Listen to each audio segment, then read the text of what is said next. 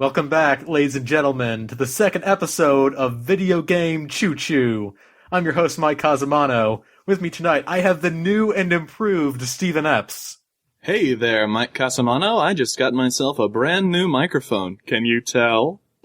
Yes, I can. It also helps that you have a microphone that actually does not require me to use the Skype call recorder instead of the Audacity.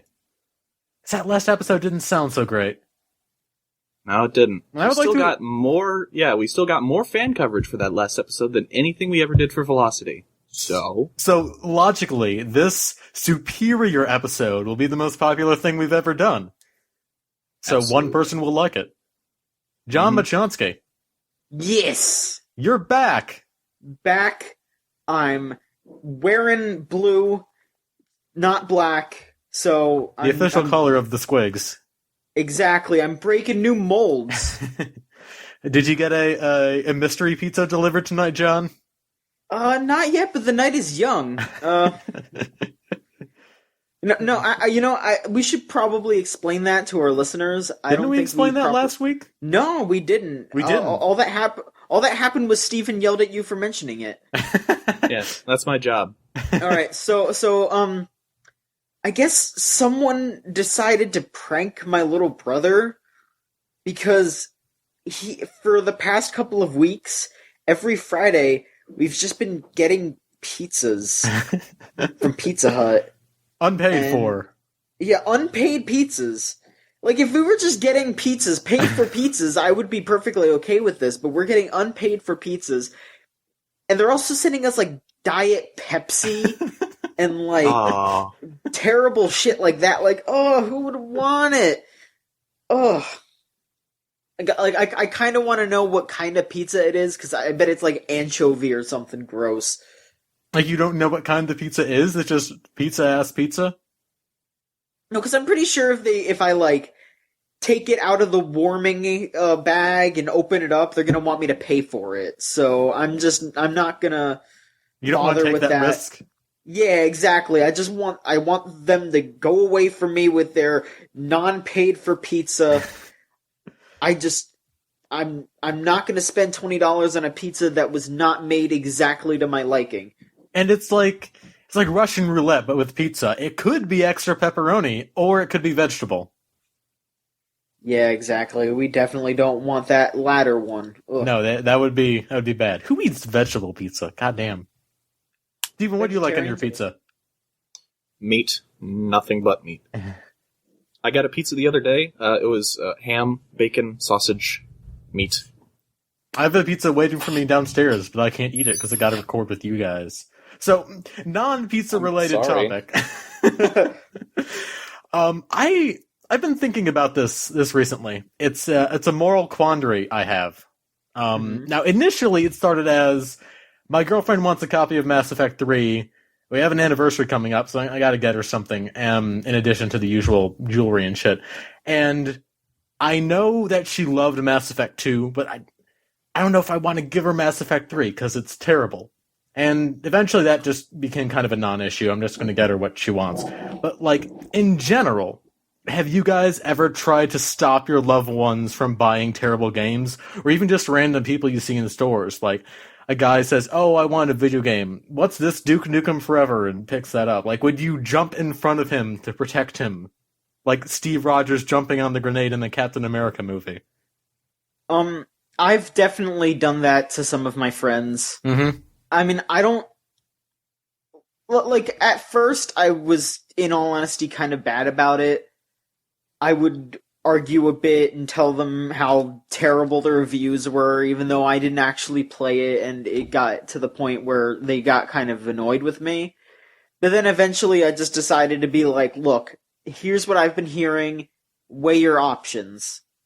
And most of the time, if a game really is that bad, and I can show... If I could pull out my phone and be like, see, these are the reviews, these are people that I trust, I wouldn't get this game, then most of the time they turn it down, but then some of my friends are more curious and they still buy the game, and they might even still like it, even if the rest of the crowd doesn't like it. So I don't know. It's really just a case by case basis by now for me. What if you're giving like gifts and someone asked for this game and like by the nature of gifts they kind of have to be like surprises, so they ask for this game and you know from firsthand experience it's terrible and you can infer they probably won't like it. Well, for one thing, Mass Effect 3 wasn't that bad, Buster. Oh my god. Yeah, it was. Yeah, it was. It Like, wasn't... if you loved Mass Effect 2, it's even worse than you could possibly imagine. Okay. I didn't hate it from a gameplay standpoint. There's a lot of things wrong with, like, the pacing and the story, but just as, like, a game, as a shooter... No, like, even as a shooter, it's not very good. It splits the difference between Mass Effect Tactical Combat and Gears of War and comes up with something that's not as memorable or as fun as either. But, like, disregarding our personal feelings on Mass Effect 3, like, have you ever gone against somebody's wishes just to get them a game you think they would like more? I wouldn't do that. You wouldn't? No, like I said, if someone brought that up to me and I would give them I would be like, look, yeah, this game isn't doing so hot in the reviews, but if they were really adamant about wanting it, I wouldn't turn that down. That they want it. If they're gonna make their bed, they should lay in it. Well, what about random people you just see in stores? Like if they're about to get a real stinker. I wouldn't do that unless they were gonna get something really bad. Like I haven't done that yet, but I'm pretty sure if I saw someone getting like you said, like Duke Nukem or something like that, then I would hop on that, but I'm not gonna interrupt someone because they might just be really excited for it and they need to they'll either have enjoy their soul it crushed on their own. Yeah, either they'll hate it or they'll enjoy it in their own little way. I don't know. What about you, Steven? How do you feel about this subject? It's not my fucking money. What about gifts?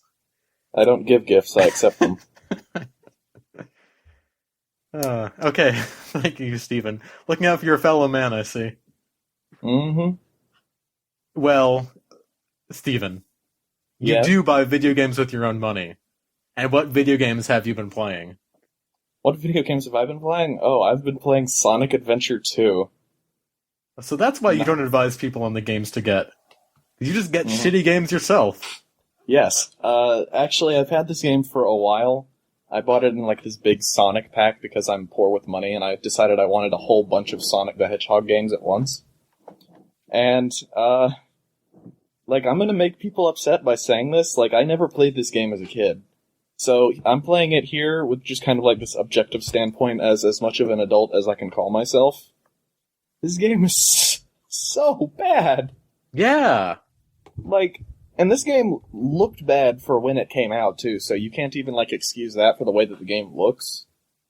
The mouths on the characters just kind of look like they're chewing on, like, peanut butter or something. They look like horses chewing peanut butter. Like, you know how They bad talk. people think Sonic 06 is. It's not that much of a leap. It really isn't, and, like, Sonic 06 is objectively broken, and, you know... But like, from a design Sonic standpoint. Sonic Adventure 2 isn't broken like Sonic 06 is, but, like, almost very nearly everything else, the game plays exactly the same. Like, acting-wise, it's exactly the same.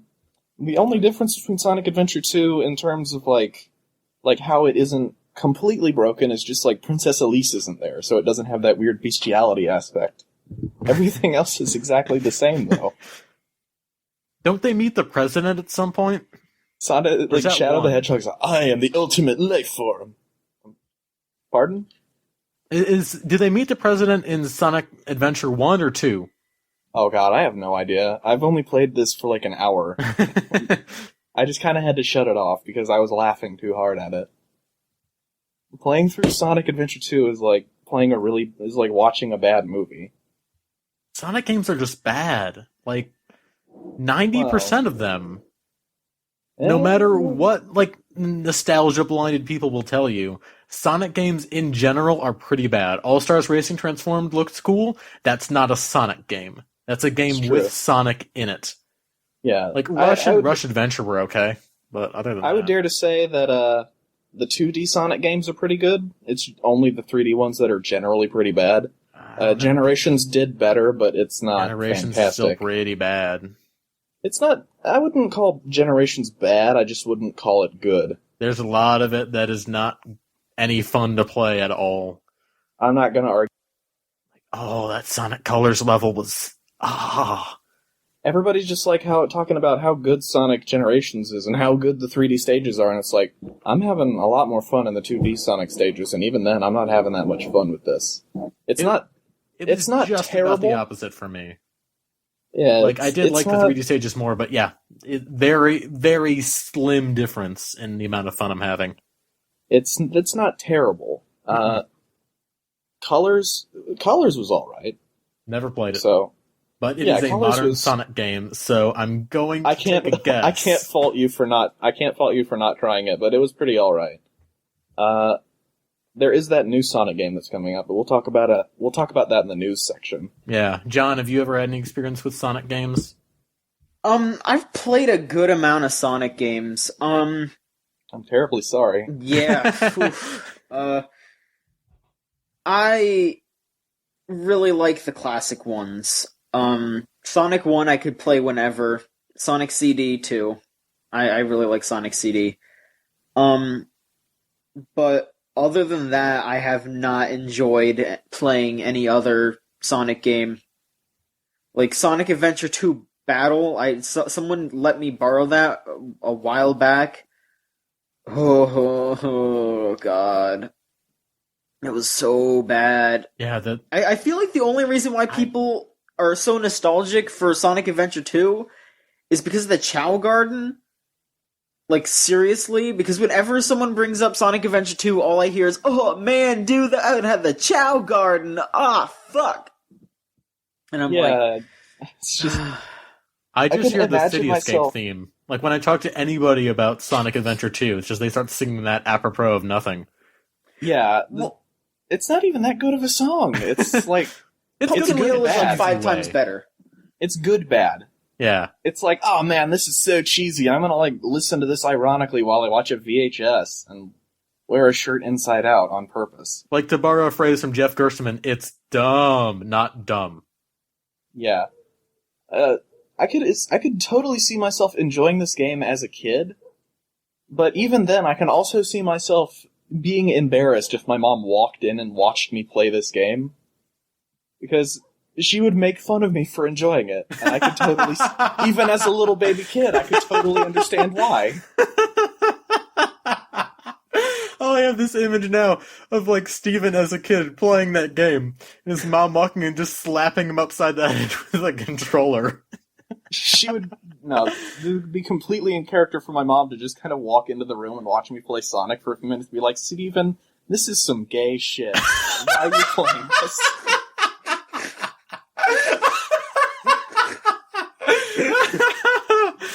She used to call my Yu-Gi-Oh cards Yu-Gi-Oh cards. That's my mom.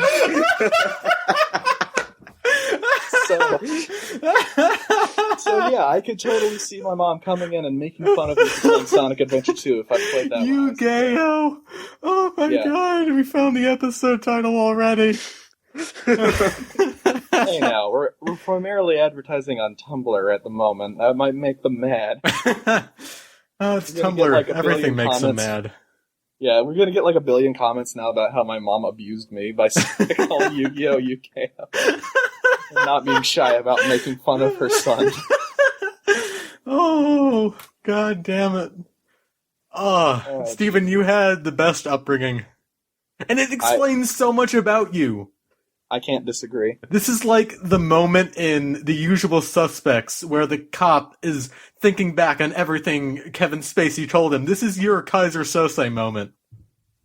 I have absolutely no idea what you're talking about. Oh, you've never seen The Usual Suspects?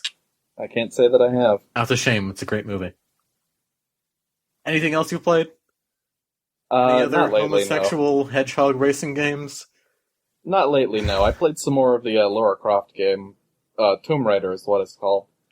And I continue to just kind of be, like, unimpressed with that game. Though, there are now giant Oni demons showing up, and I'm like, oh yeah! The old Tomb Raider games had dinosaurs and shit in them. I guess they aren't changing that for the realistic new one. So there's still a supernatural bent to it? Yeah, there's still supernatural shit in it, and it's weird because, like, I'm only a couple of hours into it, and the supernatural stuff is happening. And this was, like, supposed to be the game where Laura gets into all the supernatural stuff, and at this point in the game, she was, like, laying in a pile of, like, disembodied corpses, like, just torn to shreds, fresh bodies. And she looks at that thing and she's like, what the hell is that? And that's, like, the extent of her reaction. And, like, 2 hours ago, she was, like, sobbing because she shot a deer with an arrow. So, that game's very indecisive. I guess that's why I've only played a couple of hours of it after, like, 2 weeks after starting it. I don't know. I could say, though, that I enjoyed Sonic a lot more than I'm enjoying Tomb Raider. I had a smile when I was playing Sonic, at the very least. Yeah, but that's like the same kind of smile you get when a retarded puppy pisses all over itself. It's a different kind of emotion. Now, Mike, I have... Can you guys hear me all right? Is there no lag? You're okay. All right, fantastic. Because sometimes I just blink in and out of Skype. I don't know why. Maybe it's because you're using Wi-Fi? Yeah, possibly. I should bring the extender up to my room and just hardwire it into that. Or just hardwire your laptop. Well, that would require being with my family, and then I would have to cut everything out of the podcast. True. So, John. Yes. How close are we to S-Day? The launch of the Squigs. I have no idea. They haven't given a specific date?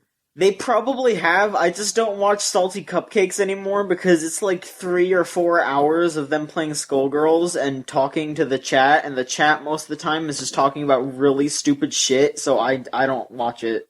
Yeah, Does Lab Zero have a Twitter I haven't account? ever... Lab Zero, well, the Skullgirls has an official Twitter account, it's just at Skullgirls, but they haven't posted anything since last night when they announced that they were doing Salty Cupcakes, so... Why didn't you just ask them? At Skullgirls, where the fuck is my waifu? Because I'm not gonna humiliate myself in front of them like I did that one time at the convention. God damn it, John. God damn it. So you haven't been playing Skullgirls?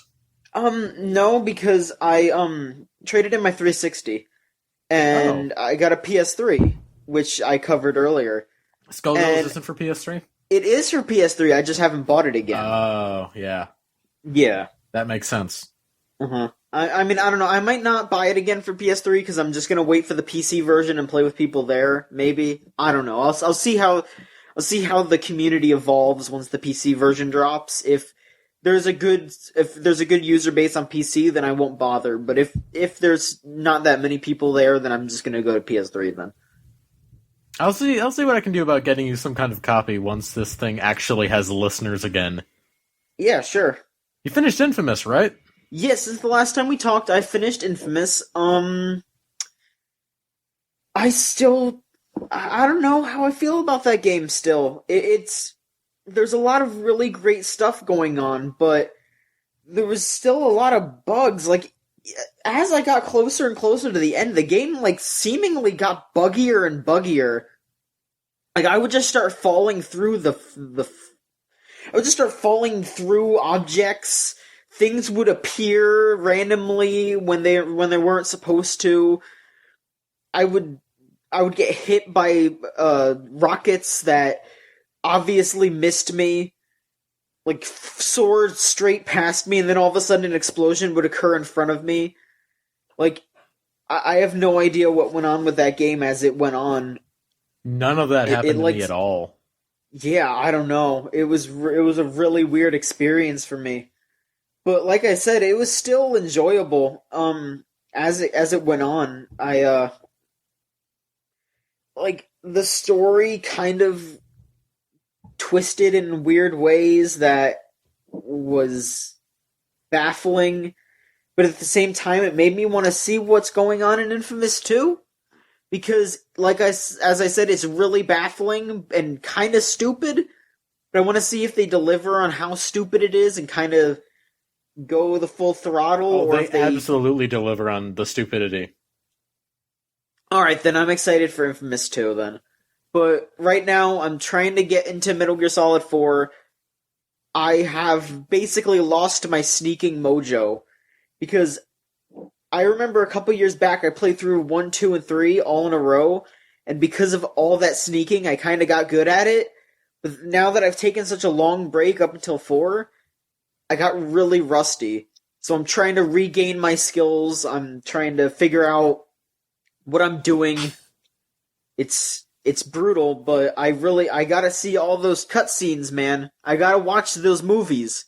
So I want to go back to Infamous for a second because I don't give a shit about Metal Gear. I don't know if I want to talk openly about the ending of that game, but on the other hand, I don't give a shit. What did you think about the twist? The big Star Trek 2009-esque twist? I don't know, it felt like...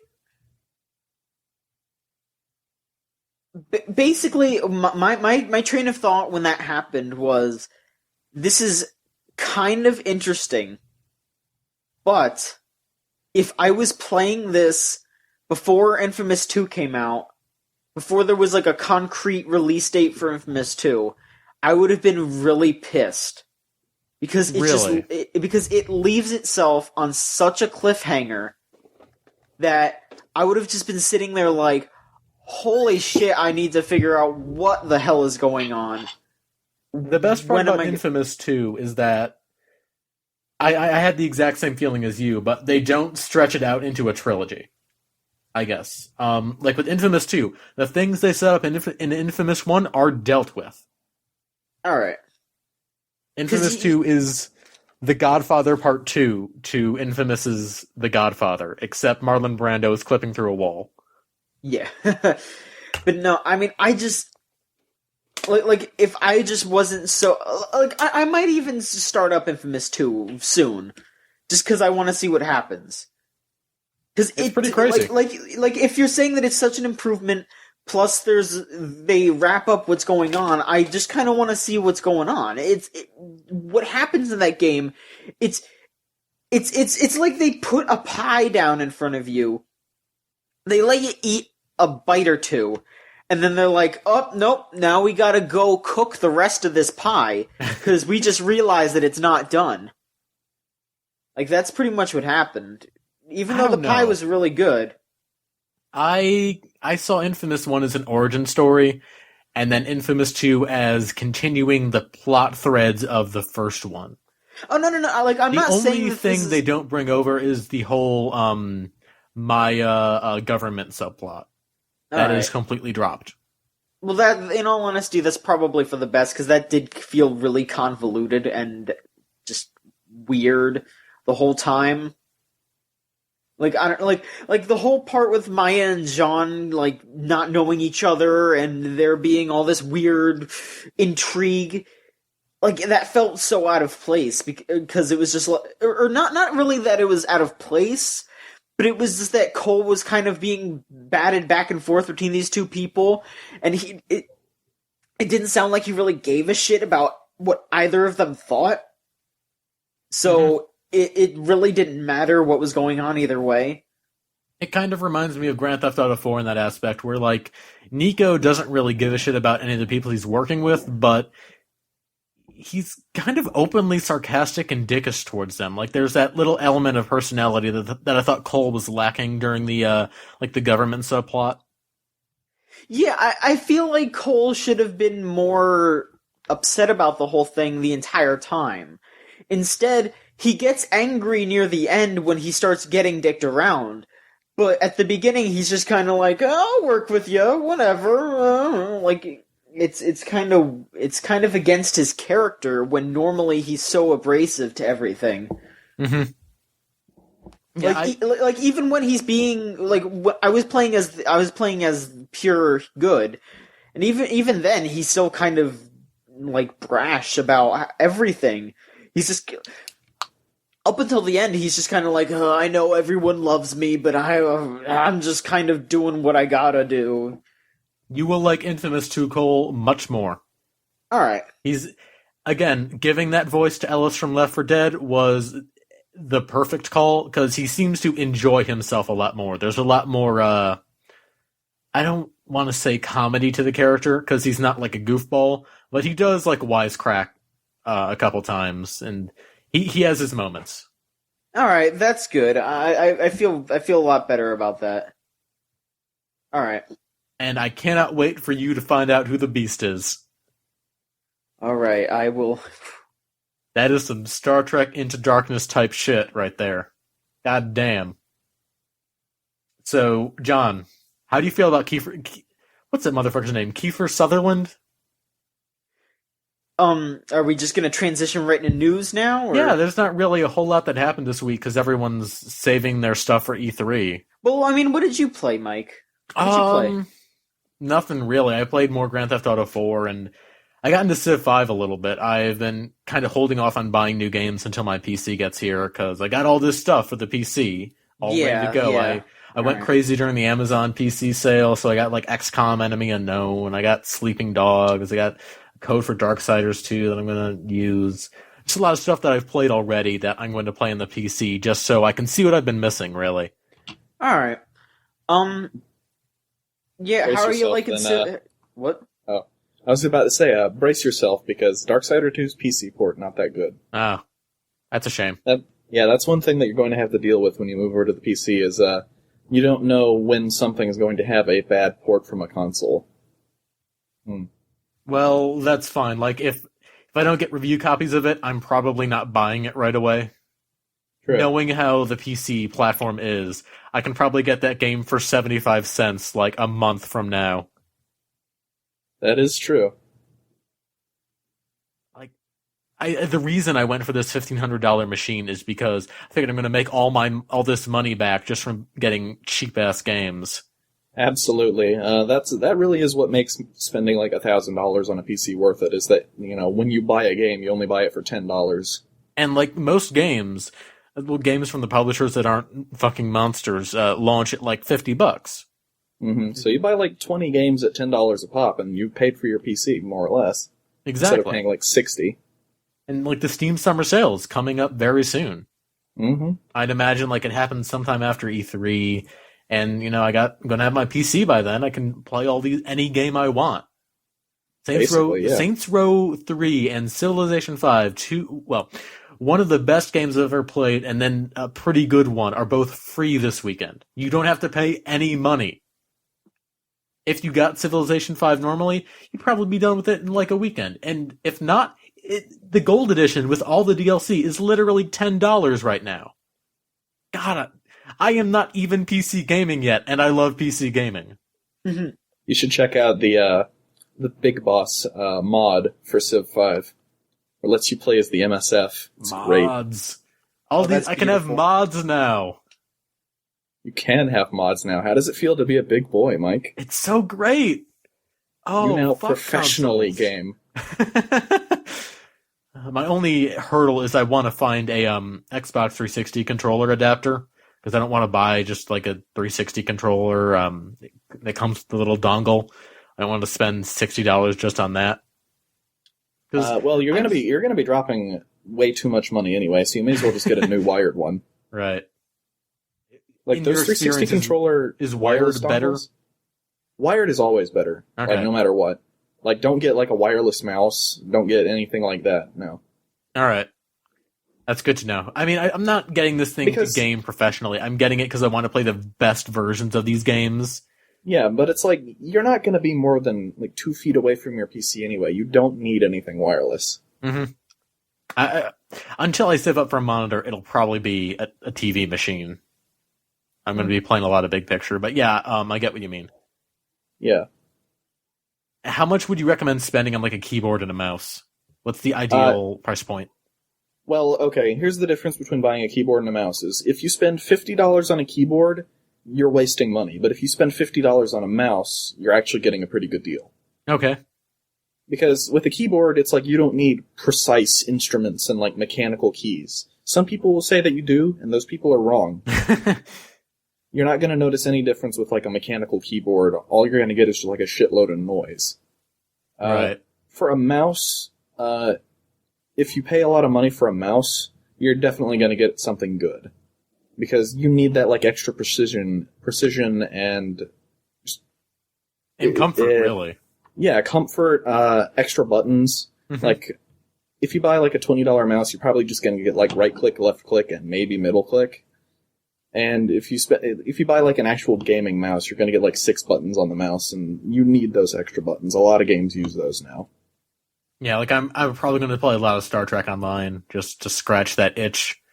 And as a guy who's never played any MMOs, I'm pretty sure I'm going to need a lot of buttons.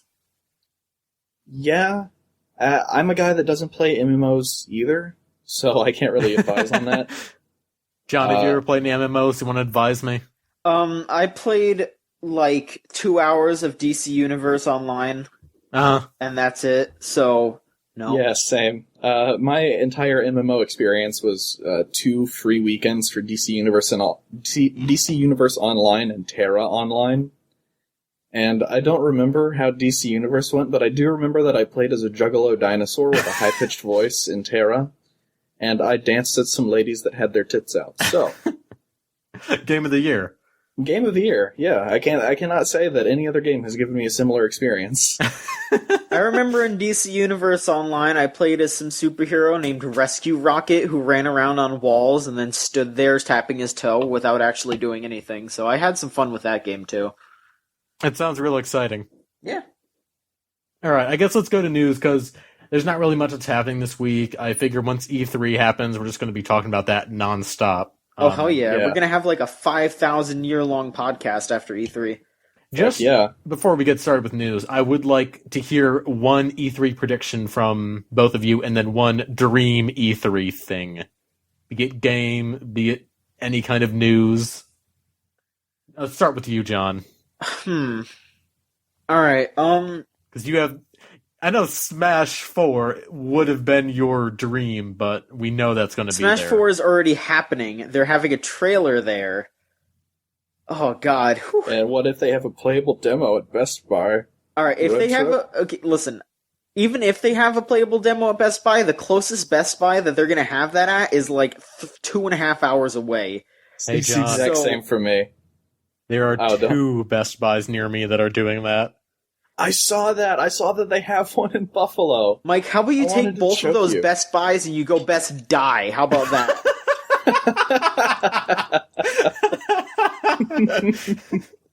Oh my god. Much better episode title. Alright, Oh, so... Jeez. I'm going to predict... because I am the resident Nintendo expert, I'm going to predict 2 things for Nintendo. I'm going to predict that Retro Studios shows off their new game. I'm going to predict that. There's been so much rumbling going on about Retro Studios for the past, I don't know, I even want to say like maybe a year or 2. And I feel like now, more than ever, Nintendo's going to want them to show their cards and put something out on the Wii U. There's a lot of rumors going around about what it is. I'm not going to pinpoint it, but I'm just going to say that they're going to show something at this E3. My dream thing... man. My dream thing is going to be what I say every year. I want them to make a new Smash... Or not... I want them to make a new Smash Brothers, of course. I don't know why I said that. No. So that's happening already. I want them to make a new Mach Rider. Okay. I know neither of you guys know what Mach Rider is. Mach Rider is my favorite NES game. It's a lot like Hang On, if you've heard of that.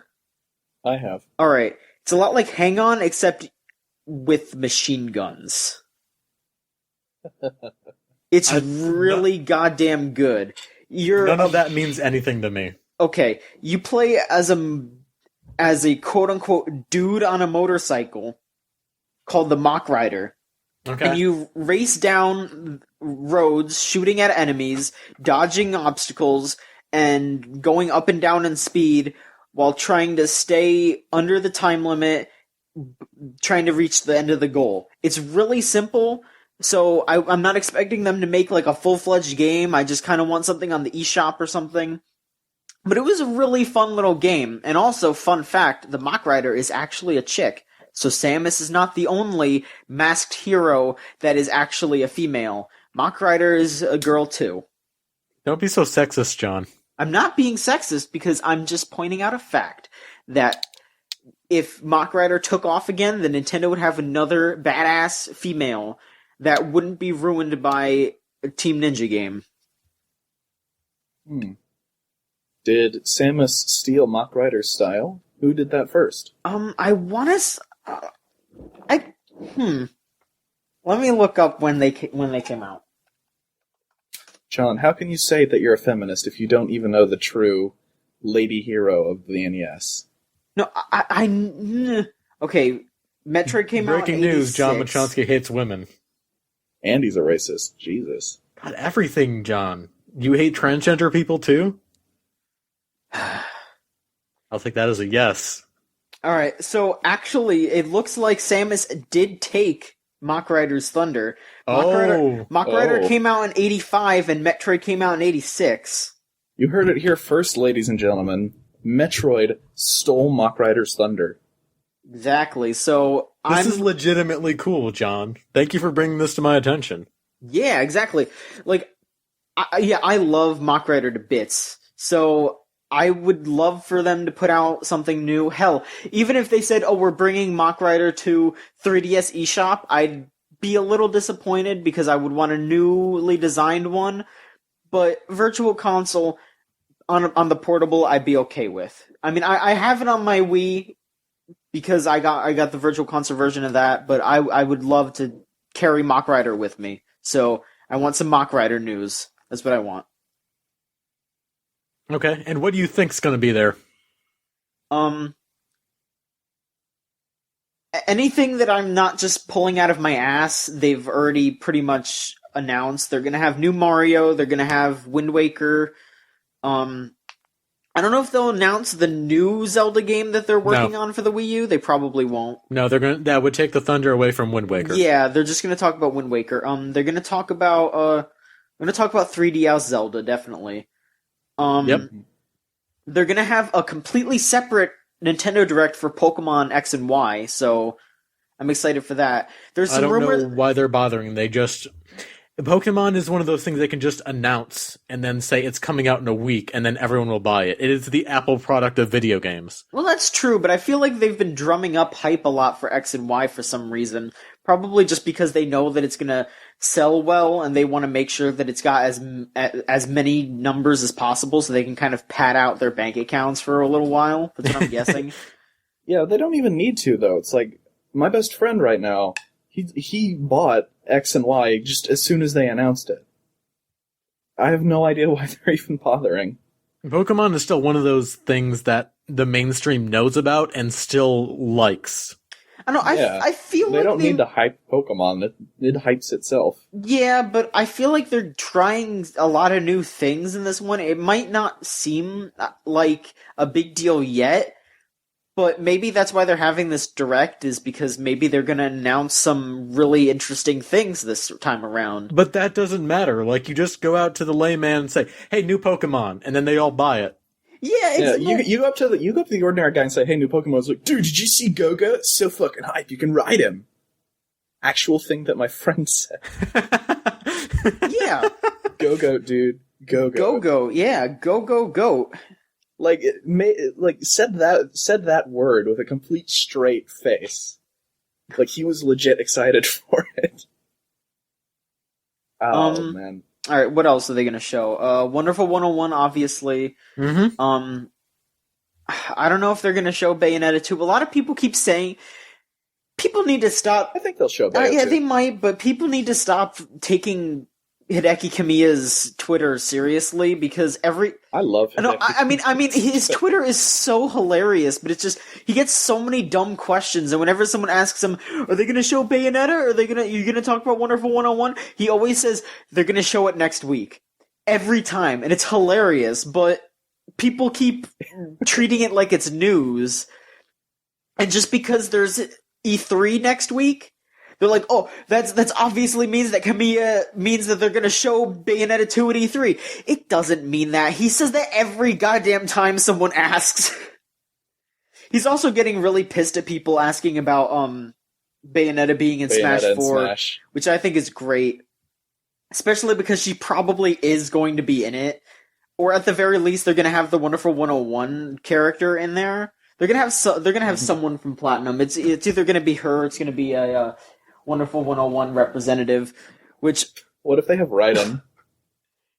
There wouldn't be. I mean, unless they announce a Wii U version of Rising, which would be cool. But well, Snake was in the Wii version of Smash, and he had literally nothing going for him. Well, no, Snake was in the Twin Snakes, and on the GameCube. Yeah, well. There has been no version of Metal Gear Solid. Raiden has not appeared on a Nintendo console. There's been no version of... You wanna get in this argument with me that Ghost Babel is a VR mission? Because I will argue that all fucking night. If you're gonna argue that... Ghost Babel is a VR mission played by Raiden. You play as Raiden in him. Then that's my argument. You're wrong. Then okay. I'm not gonna argue that. I'm just saying not a lot of people know about Ghost Babel. Not enough people. Not enough people. So, I'm just saying I feel like they would go for Wonderful 101 or Bayonetta or something like that. Like, I feel like Bayonetta would work better as a character, but They probably won't put Bayo in Smash. I mean, just like gameplay-wise, I would want to play as Bayonetta more because I have no idea how the fuck any character from Wonderful 101 would play. Just because it's 100 characters. Be like a Pokemon trainer. There you go. I would see it... I just solved it. No, I would see it more as like Olimar, but it would still be kind of a clusterfuck. Yeah. I think that Bayo is a little too lewd for children, though. Yeah, that's what I'm saying. Bayonetta would be lewd, but I don't know. I just don't think that people realize, like, Smash Brothers is, like, a party game for kids. I don't know. I just made John mad. No, I'm not mad. I know Smash Bros. Is a party game. You're not... It's like Smash Brothers is a party game for children. I don't think they're going to put Bayo in there. I don't know. I don't know. I don't give a shit about Smash Brothers. I don't think that series is very good. Oh, now you're making him mad. I think that series it's good for, like, a laugh. Like, haha, Snake punched Mario, but that's not a $50 laugh. You're making him mad, Mike. You're making him mad. I'm not mad. I'm just there are better games out there that do something similar. Like, if you want to go watch Dexter punch Blue from Foster's Home for Imaginary Friends, I got a $20 game for you. Okay. Now I'm mad.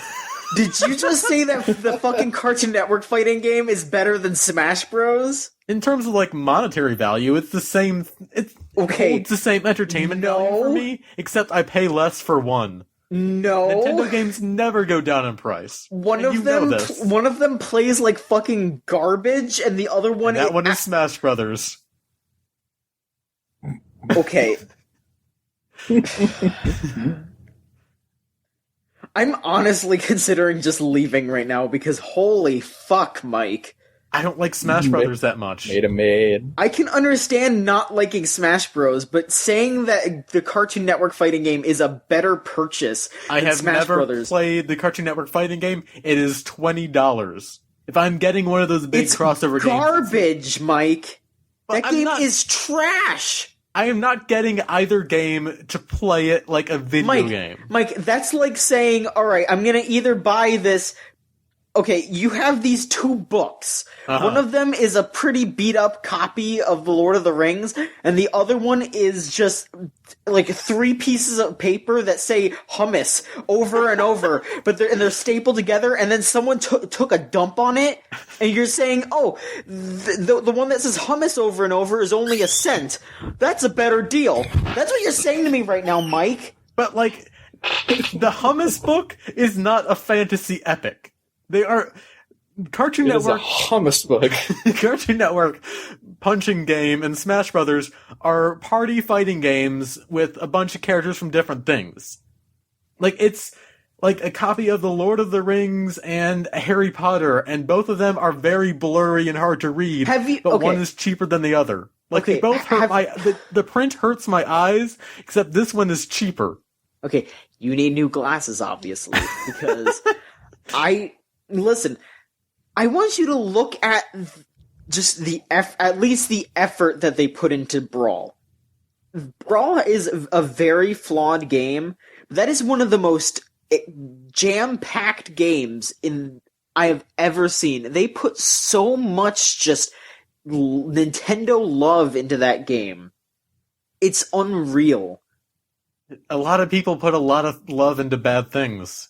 It's like, I will totally appreciate like the work put into Smash Brothers, but at the end of the day, it controls like fucking garbage. I love me some Wavebird. I'll say that, but yikes. Okay, which Smash Brothers have you played? All of them, except I played the most of Brawl. All right. I can't argue. You can like with Smash Brothers all you want. No, that's the thing. Like, it's like I can't. Like, that's what I'm saying. I can't argue with your opinion. Because yeah, that's just your opinion. But it's like, it's still just. You cannot say that the Cartoon Network game is just a better buy, though. For me, it is. Like, I just want to see a guy from one thing punch a guy from another thing. Instead of saying that, you should just say, I don't want to buy either of them. Because if you don't want to play Smash Brothers, then don't play Smash Brothers. But don't say that a game that is literally fucking trash is a better buy because it's cheaper. That's like saying, I don't want to buy Call of Duty, I'd rather buy Duke Nukem because it's cheaper. That's what you're saying. Well, I would say it's less like, I don't want to buy Call of Duty, I'll buy Battlefield because it's cheaper. I have not played the Cartoon Network game, so I cannot make an argument for it. Like, you should not have brought it up, Mike. Well, I'm saying I do not go to Smash Brothers for any kind of quality mechanics. I go there because I want to laugh at the funny thing that Luigi did.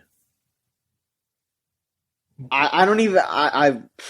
You're not even going to Smash Bros. For the right thing. It's not like it's not a super high quality fighting engine. No, it is a part. Not. It's not. I know it's not. But it's still just. I feel like it's still just a fun game to mess around with, and it's a fun game that you can really sink a lot of hours into. For me, anyway, and for a lot of people that I know, like I said, I just cannot see why you would bring up the fucking Cartoon Network fighting game. You saying that it's like Call of Duty and Battlefield is so fucking wrong, Mike. All right, I'll take your word for it, but I still have no interest in a new Smash Brothers because, like, I got the joke the first time around, and I don't want to pay $50 or $60 for the same joke a second time. Because it is going to be $60, and it is going to be $60 forever. Unless, like, Amazon does a Black Friday sale or something. Alright. Sure. Okay. And I hope you enjoy it. I hope it is the best Smash Brothers there is. I just don't want any part of it. Alright. Like, sure. I'm probably going to buy Call of Duty Ghosts and love it, and you two are going to look at me like I'm out of my fucking mind. Exactly. Alright, here. We'll have this conversation again in November, I guarantee you. Here's the deal, Mike. Here's the deal, though. Uh-oh. A deal. You can not care about Smash Bros. All you want, but if they do the Smash Bros. Dojo again, you're letting me have a little segment on here to talk about it. What's that? Okay. When Brawl was coming out, when they announced it, they had every Monday through Friday, they announced a little tidbit of information every day. So, I would just kind of want to be able to, if they do that again, do a little rundown of my thoughts. If they do that. that's news. That's fair game. Exactly. All right. Okay. Like, I'm not going to stop you from talking about it. I think those games are not very good. All right. Stephen has remained very quiet. I'm just listening to the show, man. I assume you like the Smash Brothers games, Steven. They're all right. It's just, uh, I'm just kind of sitting here laughing. I don't think that they're like amazing, but they're all right games, I guess. Like, Smash Bros. Is, for me, probably my number one favorite game series. Yeah, and I'm excited to have it on the Wii U. I'll probably buy it. It's just... I mean, not only that, the 3DS. Like, I remember when the original DS came out, one of the first things I said when I saw the control setup was, oh god, they should make a Smash Bros. Game for this. And then the 3DS came out, and I just said, oh shit, there's an analog stick. They really need to make a Smash Bros. Game for this, and then they are going to. So, yes. Well, I'm glad that we had that little argument. The only takeaway I have is that I should get the Smash Brothers review copy. Yes, you should. And then you'll find my body, like, I don't know, hanging outside of Best Buy, and then John will have carved the Smash Ball motherfucker into my chest. Like, I'm getting both games anyway, like... Yeah, I forgot. You're probably going to be there day one. Yeah, no, okay, I have a weird story about when I camped out to get Brawl. Sure. I want to say I was 13 or 14 at the time, and their GameStop had, like, some kind of tournament going on, and it was one of the most poorly run tournaments I have ever seen in my life. I remember when it was my turn to play, they picked a random stage. I picked Olimar, and they set me up with this dude who was openly bragging about having an import version of the game and had been playing it for months on end beforehand. So he absolutely wrecked my shit because, one, I played a brand new character, and two, he had been playing the game for months, and it was really terrible. Well, like, but I got the first copy of that game at the store, so... Every Smash Brothers tournament is terrible because it's just like a bunch of nerds sitting around and arguing about which Soul Calibur game to play until the last second, and then they realize, oh shit, we don't have anything, let's just throw Smash Brothers on. And then they give everyone just the Wiimotes. No, Professional Smash Brothers is really dumb, though. I can't take that seriously. Like, I've played in, like, mini tournaments at conventions, but I feel like actual legit professional Smash Brothers is really lame, and it's just that game isn't made for serious fighting like that, and it boils... It's so easy to pick a broken character in that game. Like, Meta Knight is so fucking cheap in Brawl because everything he does is like single frame moves. So it's really dumb. See, I don't know what you're talking about. Nope. Can I talk now? Yeah. Yeah. So, what do you want to see at E3? And what are your predictions for E3? My predictions for E3. I don't really have any predictions so much as wide-eyed hopes. I heard a rumor that they were going to show off a new Mega Man game at E3, and it was supposed to be like an American developer did it, and we're going to be pleased to hear who it was. That's the rumor that I hope. So my wide-eyed dream is Way Forward. Did they say non-American or American? An American, yes. Ninja Theory. Ninja Theory. I hate you. Well, was it Ninja Theory or Team Ninja that did DMC? I keep forgetting. I forget too. Okay, let's just say it was Ninja Theory. I don't remember. Like, think about it. They made a game for Capcom that was a westernized version of a beloved Japanese franchise. And now an American studio is going to make a westernized version of a beloved Japanese franchise.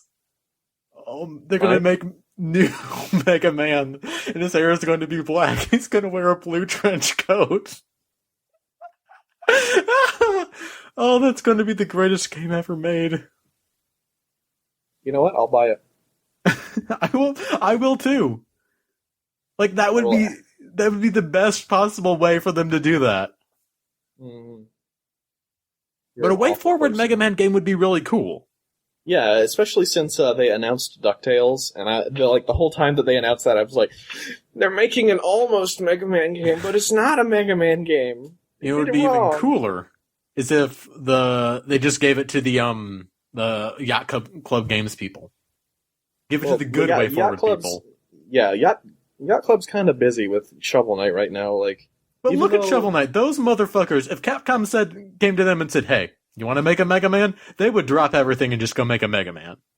They would. But, I don't know if you realize this. The copy of Shovel Knight that we got is nowhere near being finished. Being close to it at all finished. So, it's every other week they talk about something on their streams. It's oh yeah, we're going to have a Mario 3 style overworld, and there's going to be merchants walking around in it, and there's going to be secret weapons that you can carry with you between stages. And I'm like, none of that shit was in the demo. That's awesome. So, they're pretty busy with that. I would love to see it, but I want to see them finish Shovel Knight first at the very least. Right. But yeah, that's my wide-eyed prediction, is that rumor is actually true. I'd also, even though you guys made a pretty good point with it, I'd love to hear stuff about the new Zelda, because I really, really, really want them to not mess it up. And any kind of word for me to be able to say, see guys, they're not going to mess it up like they did with Skyward Sword. I want to be able to do that, but you guys are probably right that they're going to show Wind Waker. So here's my accurate prediction. If they show the new Zelda, they fucked up. No, here's what I'm going to say. In terms of, what my actual prediction is, it's going to be very pessimistic. When they show Wind Waker, they are probably going to show something that will make people upset with it. I don't know what, I don't know how, but it's going to be something. Okay. They're gonna show a screenshot and have, a little Wind Waker Phi floating around. Or, have a section where Link is, there's an invincible super Link that you get if you die too many times in Wind Waker somehow. It's just gonna be something. They're gonna give it to Ninja Theory. I feel like Nintendo's starting to figure out their easy mode stuff though, because I heard that the Donkey Kong Country Returns 3D easy mode, they handled it a lot better. All they did was they just kind of boosted your health a little bit. Actually, in Donkey Kong Country 3D, which I own, so I can talk about it, it's just the same shit where you're invincible Super Kong if you die 3 times. Or no, it's not 3 times, it's 8 times, but dying 8 times in Donkey Kong Country Returns is actually kind of reasonable.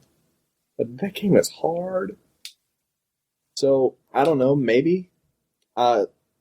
Skyward Sword came out after Donkey Kong Returns, though, so... Yeah. There's no telling if Nintendo's, learned their lesson. Because, the guy that directed Skyward Sword, I don't remember his name, but he's still in charge of it.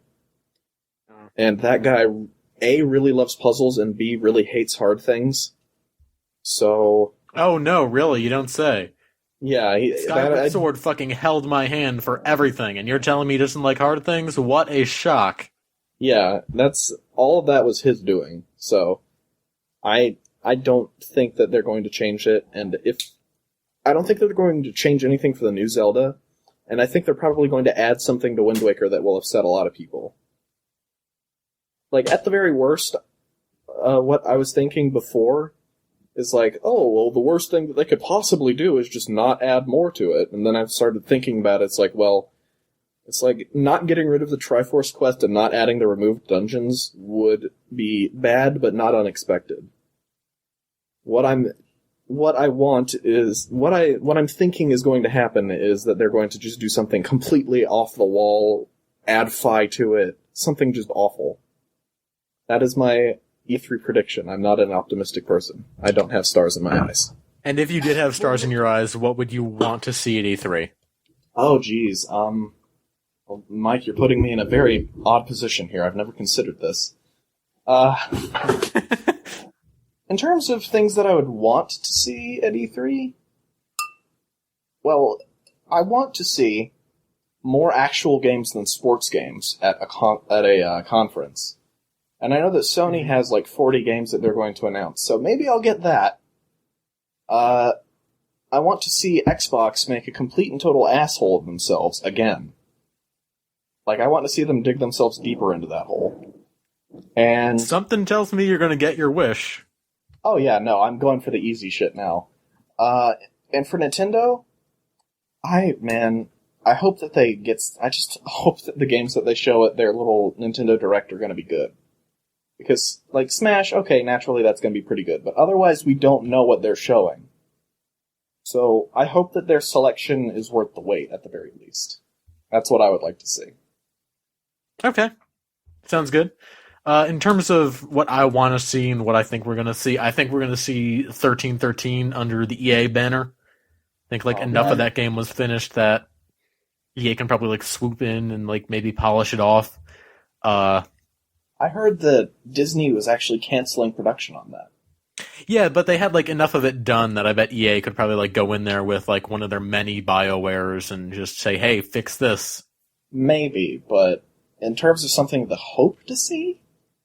In terms of, this is my realistic predictions. Oh, okay.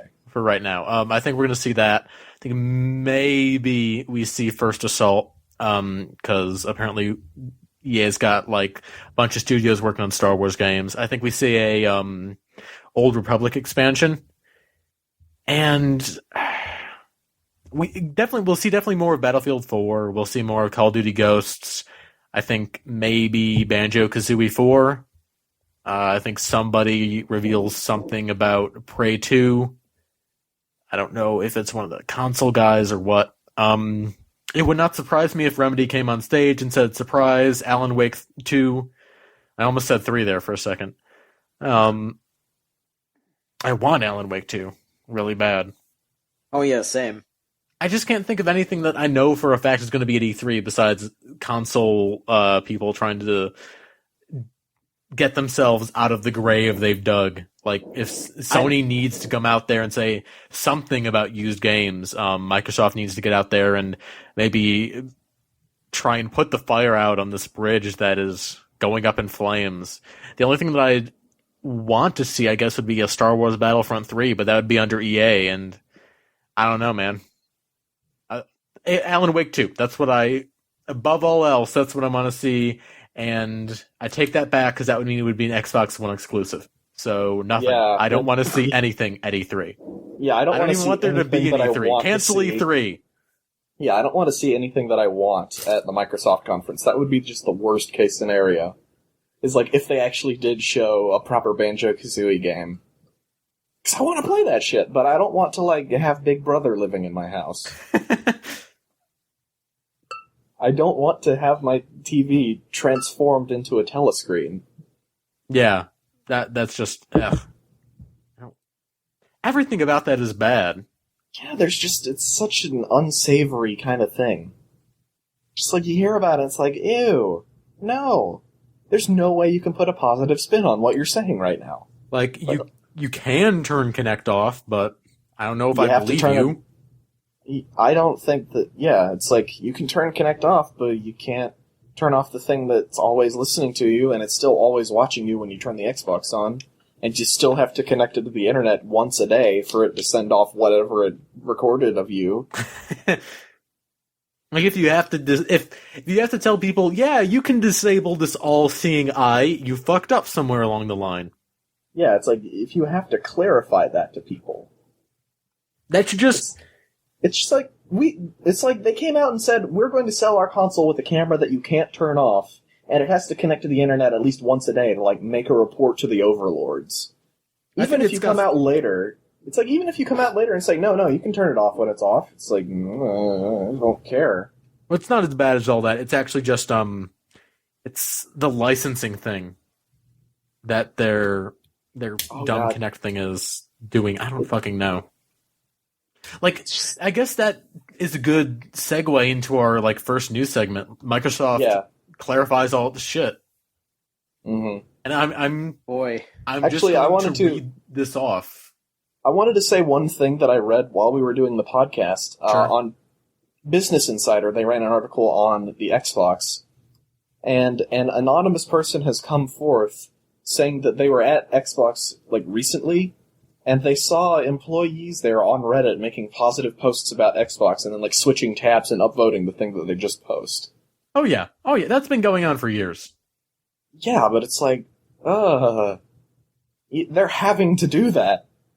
Every company has done that at some point. It's not really that. I know that it's that not big an of a uncommon thing, like Right. viral marketing like that. It's not uncommon, but it's like they're doing it, and like people are coming out and saying, "Yeah, we're doing this for Microsoft right now," and even we are hating it. It must be like the second shittiest job in the world. Yeah, having to say nice things about Microsoft.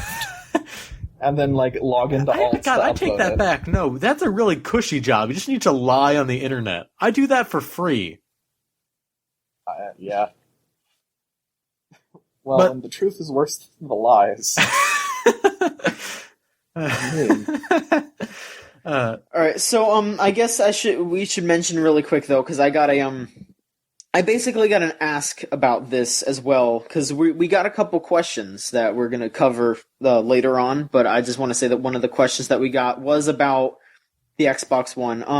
Tumblr user, a big fan of ours, by the way, Tumblr user The Masked Negro asked... Did we say that? It's his username! John, you racist? It's his You username! It had to be John that said that, though. If anybody else had said it, one would have batted an eye. Oh my god. No. It's his username! No, John, please go on. I'm excited to actually have fan mail. Okay. For once. He asked, do you feel that the Xbox One's DRM issues and possibly, quote unquote, and possibly the PS4's was an inevitable step to the all-digital future a la Steam, and Microsoft is just dragging everyone kicking and screaming? Or is this just the greed talking? Also, if Sony comes out with similar restrictions, does that even this out, and can we go back to paying attention to just games? So, two things. First off, this is less of a step into the all-digital future and more like putting your toe in the water while screaming about how you don't want to go in the pool. Yeah, Like, the rest of the people at the pool are going to be highly irritated with your wailing. Yeah, I'm pretty sure that, like, all of this comparison with Steam, how Microsoft is saying, like, we're going to have all digital downloads and it's going to be just like Steam. When people say that, I think that's more of like an apologist kind of thing. Like, they're trying to make themselves look better by comparing themselves to a service that everybody likes. I don't think that when it comes out, it'll actually be like Steam, though. So, let me use this anecdote to kind of illuminate the difference between Microsoft and Valve. Yeah. So, Steven once mailed Gabe Newell asking for free shit, and then he got a box of free shit. Yeah, I'm sitting right in front of an autographed cover of Saxton Hale's Mildly Thrilling Tales that has Gabe Newell's signature on it. I have that shit framed, and all I had to do was ask for it. Like, Valve treats its customers like people. Mm-hmm. Microsoft and Sony, depending on like how they do this, they don't really care, and especially the publishers don't care. I mean, EA, oh my god, no. Steam, Yeah, if I were to ask about like the summer sale, they're going to have these massive discounts. They're never going to do that on the One or the PS4. Yeah, Microsoft already does like digital downloads for their games, and whenever I hear like on the internet about how there's a sale on games on the Xbox Live Store, and then they have like the list of prices, it's like from $8 to $7, and from like a $40 digital download to like a $30 digital download. Not even like 35 most of the time. Yeah, it's like it's never more than like negligible. 5% off. So when like These companies will have to prove to me that they know how to handle like digital download. Exactly. Like that's the main problem, is that we're not getting the full picture. Even with Microsoft clearing the air here, there's still a lot of problems with this, especially because Microsoft isn't in complete control of this right now. Mm-hmm. They're trying to leave it up to the publishers. So it's all up to EA and That's the Ubisoft scariest and sentence in the Activision. world. It's all up to EA. And Yeah. Ubisoft and Activision and all them. It's all up to them to choose how much they're going to charge for these games and how it's going to be distributed exactly. Because I bet there's going to be people who say, no, we're not even going to put out discs anymore. We're just going to do purely digital. But then they're still going to charge $60. Yeah. And that's going to be terrible. It's like how on Steam, BioShock Infinite, brand new game. Kevin Levine is an open opponent against Steam. BioShock Infinite's digital download was $60. Like, it's just going to be that, except for everything, if, like, the Xbox goes to full digital downloads. Because there are people in the industry that openly, like, resent Steam because Steam users expect cheap prices, because that's just what they've been given by Valve. Well, maybe that's because if you're... Digital downloads don't exist, so you can't charge as much for them. And there are people in the industry that fucking hate that concept because they can't disagree with it publicly without getting shit all over. Like, if you're not making a disc, why is it $60? Exactly. It's like if you're not making a disc and then like distributing it to actual stores, there's no reason it should cost $60. And like make mid-tier games at mid-tier prices, and then people won't wait for the sales. Yeah, like Dark Souls, that game didn't really cost a whole lot to make. That launched at $40, people would buy the hell out of that. Yeah, and it's like how Anarchy Reigns. Like, that didn't get any marketing, so it sold pretty poorly, but it launched at $30 new. Right. And that's a game that's worth $30. Well worth $30. But not a lot of people do that. So, I just don't think that on consoles they're going to be like, oh, it's going to be just like Steam. And now that we know that, like, it's out there, that Microsoft is openly, like, writing good things about the Xbox One on the internet and then, like, upvoting it with alternate accounts, I'm starting to think that the people that are saying it's going to be like Steam are just Microsoft employees, and that it's not actually going to be like that at all. Because, like, you're not going to have, like, a major platform in everybody's house that's going to be selling games for, like, $5 every other weekend. It's gross. It's gross to talk about because it's, like, blatant lying. And something people forget about the PS4 is that it also does not have an eye constantly watching you. Yeah, it's like its focus is not on the casual market. Yeah, those are the only two things that I can say, like, I really like about the PS4 is that it doesn't want to take pictures of me when I'm playing a game naked. And it doesn't want to, like, ban my account when I say that the Xbox One sucks.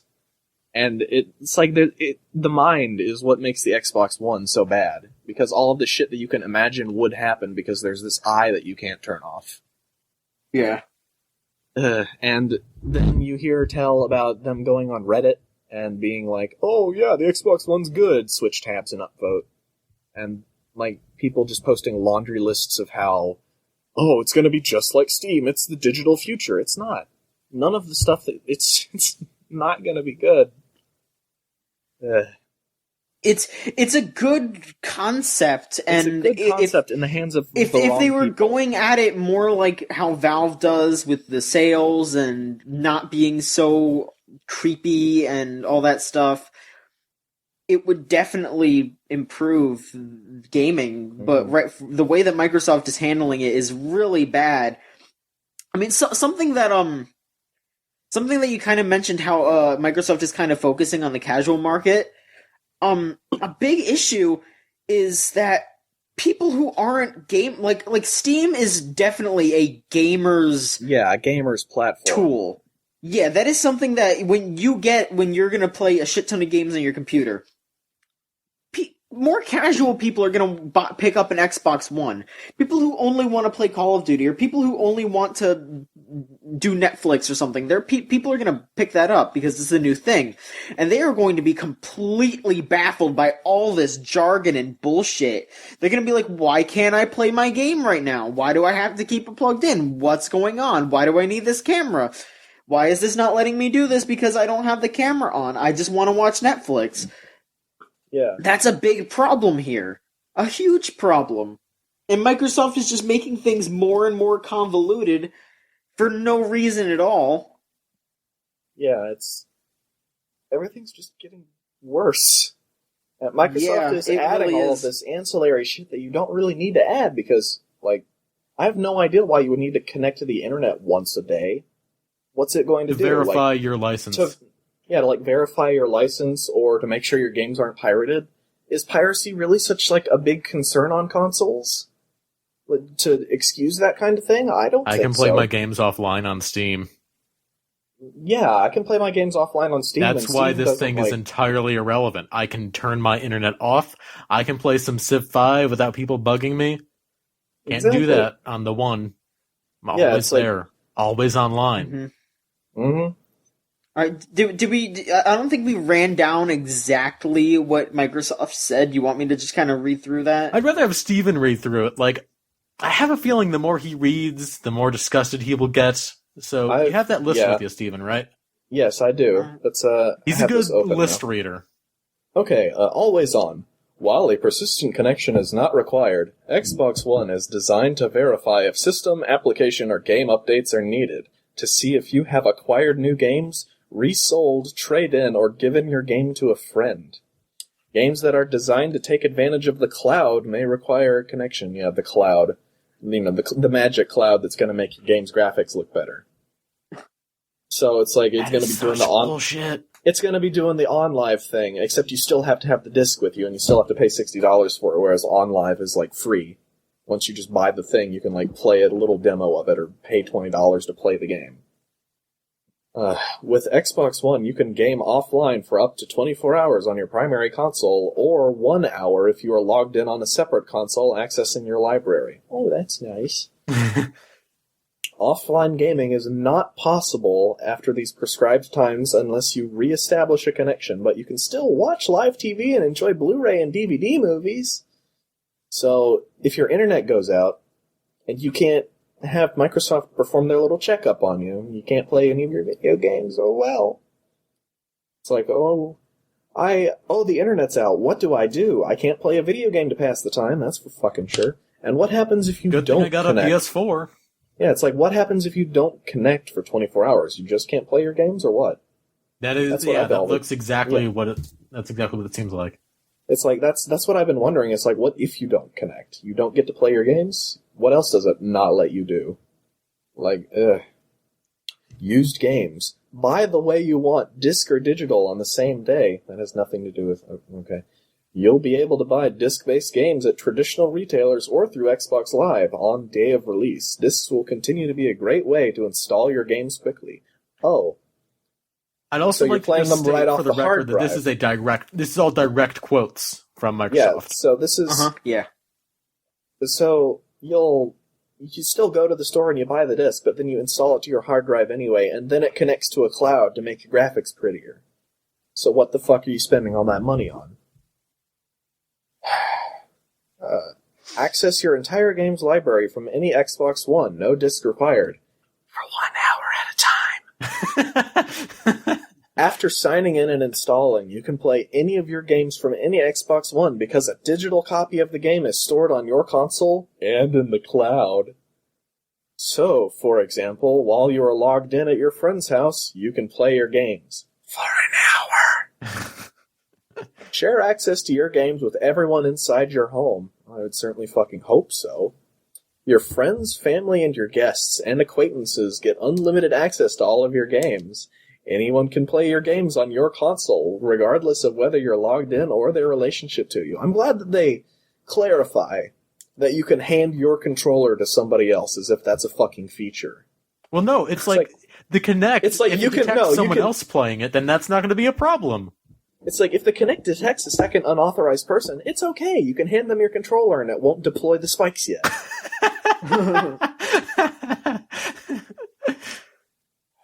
Jesus Christ. Trade in and resell your disc-based games, which are none of them, because you install your fucking games and then they get stored in the cloud anyway. Today, some gamers choose to sell their old disc-based games for cash and credit. We designed the Xbox One so game publishers... Oh, I get what this is saying. It's saying that you can sell your discs, and even though your game is installed, and it's like in the fucking cloud, you still have to put the disc in the console, so they make sure that you don't like sell a game after... No. What happens is you lose the license to that game, so it leaves your cloud. Yeah. We designed Xbox One so game publishers can enable you to trade in your games at participating retailers. Participating retailers, so they control who you can sell your games to. GameSpot's going to be trying their damnedest to get some kind of exclusivity with that. Yeah, it's like, you can trade your games in at GameStop and nowhere else, so there's no competition in the prices. Microsoft does not charge a platform fee to retailers, publishers, or consumers for enabling transfer of these games. Okay. So it's like GameStop, they're going to give GameStop the ability to take the license from your cloud or your account and then put it back on the disc so then someone else can install it to theirs. Basically what they're doing, though, is they're giving GameStop the ability for you to go up to them and give them your disc, and then they'll give you like $20 for the $60 game that you played. And then you can't go anywhere else because there's nowhere else you can go to, basically, is what they're saying. There's no competition when there's like approved retailers that you can trade people into. And there's no like used game stores or anything. Yeah, give your family access to the games library anywhere. Anywhere. Why did they say that twice? Xbox One will enable new forms of access for families. Up to 10 members of your family can log in and play your shared games library on any Xbox One. Just like today, a family member can play your copy of Forza Motorsport at a friend's house. Only now, they will see not just Forza, but all of your shared games. You can always play your games, and any of your family members can be playing your shared library at any time. That's nice. That's so nice that you can play the games that you own for an hour at a friend's house, and so can your family. In our role as a game publisher, Microsoft Studios will enable you to give games to your friends or trade in your Xbox One games at participating retailers. Third-party publishers may opt in or out of supporting game resale and may set up business terms or transfer fees with retailers. Microsoft does not receive any compensation as part of this. In addition, third-party publishers can enable you to give games to friends. Loaning or renting games won't be available at launch, but we are exploring the possibilities with our partners. And that's the shittiest thing of all to me. Like, I let some of my work friends borrow my games all the time.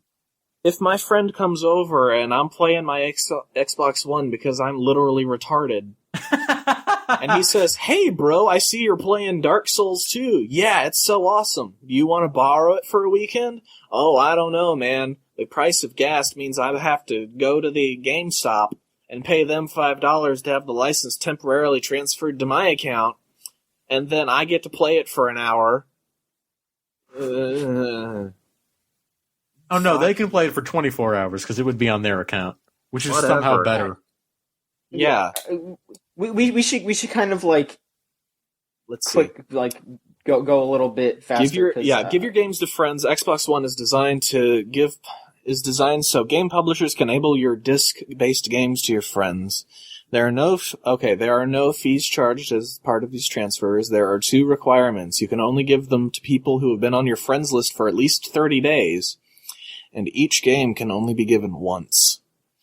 So you can that's a permanent give though. That's not a borrowing thing. Yeah, so you can give your game to somebody else.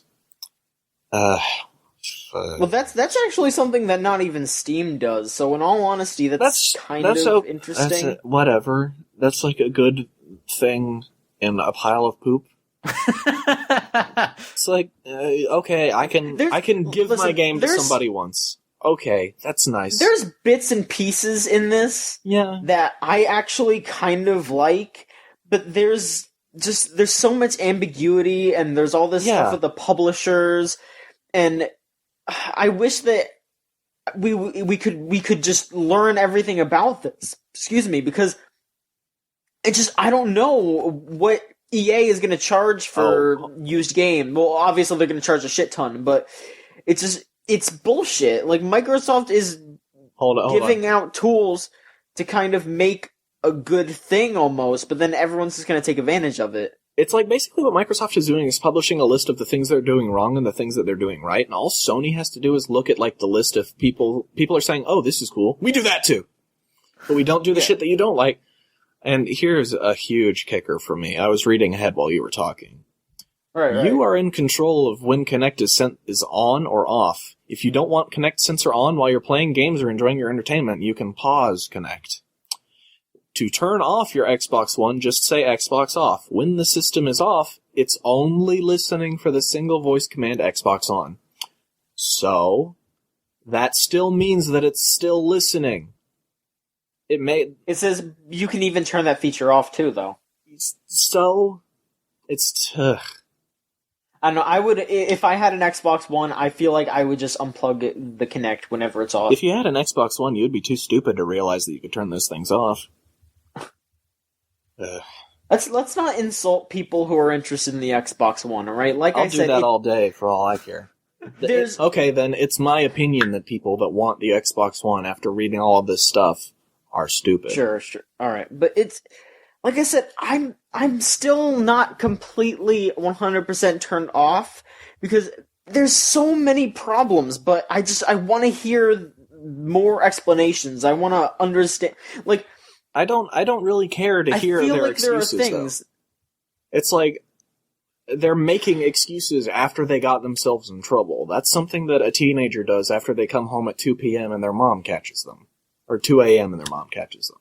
It's like, oh, I wasn't doing anything bad. I was just... It's like, at this point, they're not clarifying themselves. They're making excuses and trying not to get in trouble anymore. They shouldn't... If they didn't want to get in trouble in the first place, they wouldn't have made the decisions that they're making. They wouldn't have to justify the things that they're doing that everybody's giving them shit for. Because it's just, the things that they're doing... are stupid. They make sense in a business sense, but because they haven't fleshed it out correctly is the problem. Because... Yeah, the problem is they're giving control of this shit over to EA, who I imagine has, like, daily meetings about how they can fuck people over even harder. Yeah, that's what I'm saying. Like, it's, like, people comparing this to Steam are kind of right. But it's the fact that Microsoft doesn't have the reins on people is the thing. If Microsoft controlled what was happening and made the games cheaper when they're digital, and extended the time that you're allowed to be offline, then it wouldn't be a problem. Because I think what is it for Steam? It's a month it's a month for being offline, and then you're not allowed to play the game. No, it is unlimited. They don't have any kind of limitation on when you're offline. No. Really? Steam does not have any sort of limitation. Like, it doesn't cut you off. No. Alright, well, still... The only similarity between the two is video games. Yeah, it's like, when you buy a game on Steam, that game is yours. I mean, you can't, like, give it to a friend because it isn't real, but... Technically, it's not, though. Because it's an agreement with Valve to... You're basically borrowing that game from Valve. Okay, that is true. But it's not like what they're doing with Xbox's shit. It's like, if I want to... It's like you're borrowing it from a really good friend who's like, yeah, you know what, you take your time with that. You can basically have it. It's basically yours. Give it back to me whenever. Xbox is the friend that calls you up every fucking hour to make sure you haven't scratched the disc. It's just... John, you can be sympathetic and you can, like, give them the benefit of the doubt. I feel like there's too much just, like... I get what you're saying, that you're willing to give them the benefit of the doubt, and you think that the animosity is somewhat unwarranted? It's not really a benefit of the doubt thing, it's more just that there's a lot of problems, yes, but people are complaining about things that Steam has, and it's not that big of a deal sometimes. Some of these things are big deals, don't get me wrong. But... some of these things aren't, like, complete, just terrible things. Alright, John, let me ask you a question. I think the difference here, though, is that when Steam doesn't let you, like, loan a game to your friend, it's like, you paid $5 for that game, or you could have paid $5 for that game. And I just don't see Microsoft having something like that, where you go to a store and you pay a reduced amount for a game. No, that's what I'm saying. That's the complaint that I want to hear. Yeah, I want the complaint to be, this game is too much money, instead of, I can't let my friend borrow it. That is a legitimate complaint. Yeah, I can't... That's the complaint I want to hear. That is the problem. Because it's like... But it's that combined with the fact that all this shit about the Kinect not being able to turn it off and all this, like, ambiguity about what Microsoft is doing, it all comes across as, like, very shifty and dishonest. Yes, those are the problems. Exactly. Those are the problems that I want to hear people complain about. It's the way that Microsoft is announcing that they're doing these things that people have long, like, since forgiven Steam for. It's like, okay, this is a problem with Steam, but everything else that they do is really nice. And then Microsoft is announcing that they're doing the things that Steam does wrong, and then they're being ambiguous and shifty about it. They're like, hey, we're going to do all that stuff that Steam does wrong. But that's okay because it's all good, right? It's all good. That's what they're doing. Okay. Two things. First off, with Steam, it's like there is like the price difference, and Valve is a markedly superior company to Microsoft. You get Steam for free. You can play games online for free, and this is this remains to be seen. But I doubt Microsoft's going to let Xbox Live be free again. So you'll be paying whatever a month for a service with ads. This is the company that did that with the previous system. Yeah. There's absolutely no way that Microsoft is going to release Xbox Live and not have it be the exact same service that it is at the tail end of the Xbox. There's no way. So here's my big question for everyone who's saying, oh, the Xbox One is fine. What are the benefits? Yeah, what are these in what way do these terrible things benefit me? What are the trade-offs? I really feel like that whole the family plan thing. The family plan thing? Yeah, hear me out. Where you can share games between accounts on a console? It's not. Is it? How is that? Hang on. Let me hang on. Let me reread this because if it's John, you want me to let you know how we did the family plan at our house? If my brother wanted to go to his friend's house and play my Forza Horizon, he picked up the disc and he brought it to his friend's house. Yeah, and it's like... No, listen. It says, up to 10 members of your family can log in and play from your shared games library on any Xbox One. Right. What I'm saying is, if you have a family member that lives somewhere else that has an Xbox One, you guys can share games. I don't think that's how that's going to work, because... That's what it says. If my family members it says that I'm not that close to them, and I'm probably not going to let them borrow my games. What it says is that up to 10 members can share games from a pool. It does not say that, it says that up to 10 members can share games from this pool of games, and it says that your family members can go to other houses and use them on any Xbox One, right? I mean that I still kind of see that as a benefit, just as an all digital kind of thing, where it's like it doesn't really matter if your friend is going to have their Xbox One connected to the internet.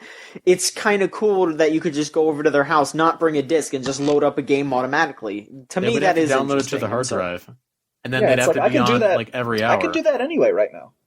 It's like I can go to my friend's house and log in on my Xbox account on their Xbox and then download games that are on my profile and we can play them together. I can already do that with my current Xbox. All right, well, yeah, I'm just saying that still continues to be cool. I don't know, but it says... I can do that with... It says that it's on the cloud, right? I don't think that you can play games off the cloud, no. All right, if you can play games off the cloud, then that is useful. Maybe.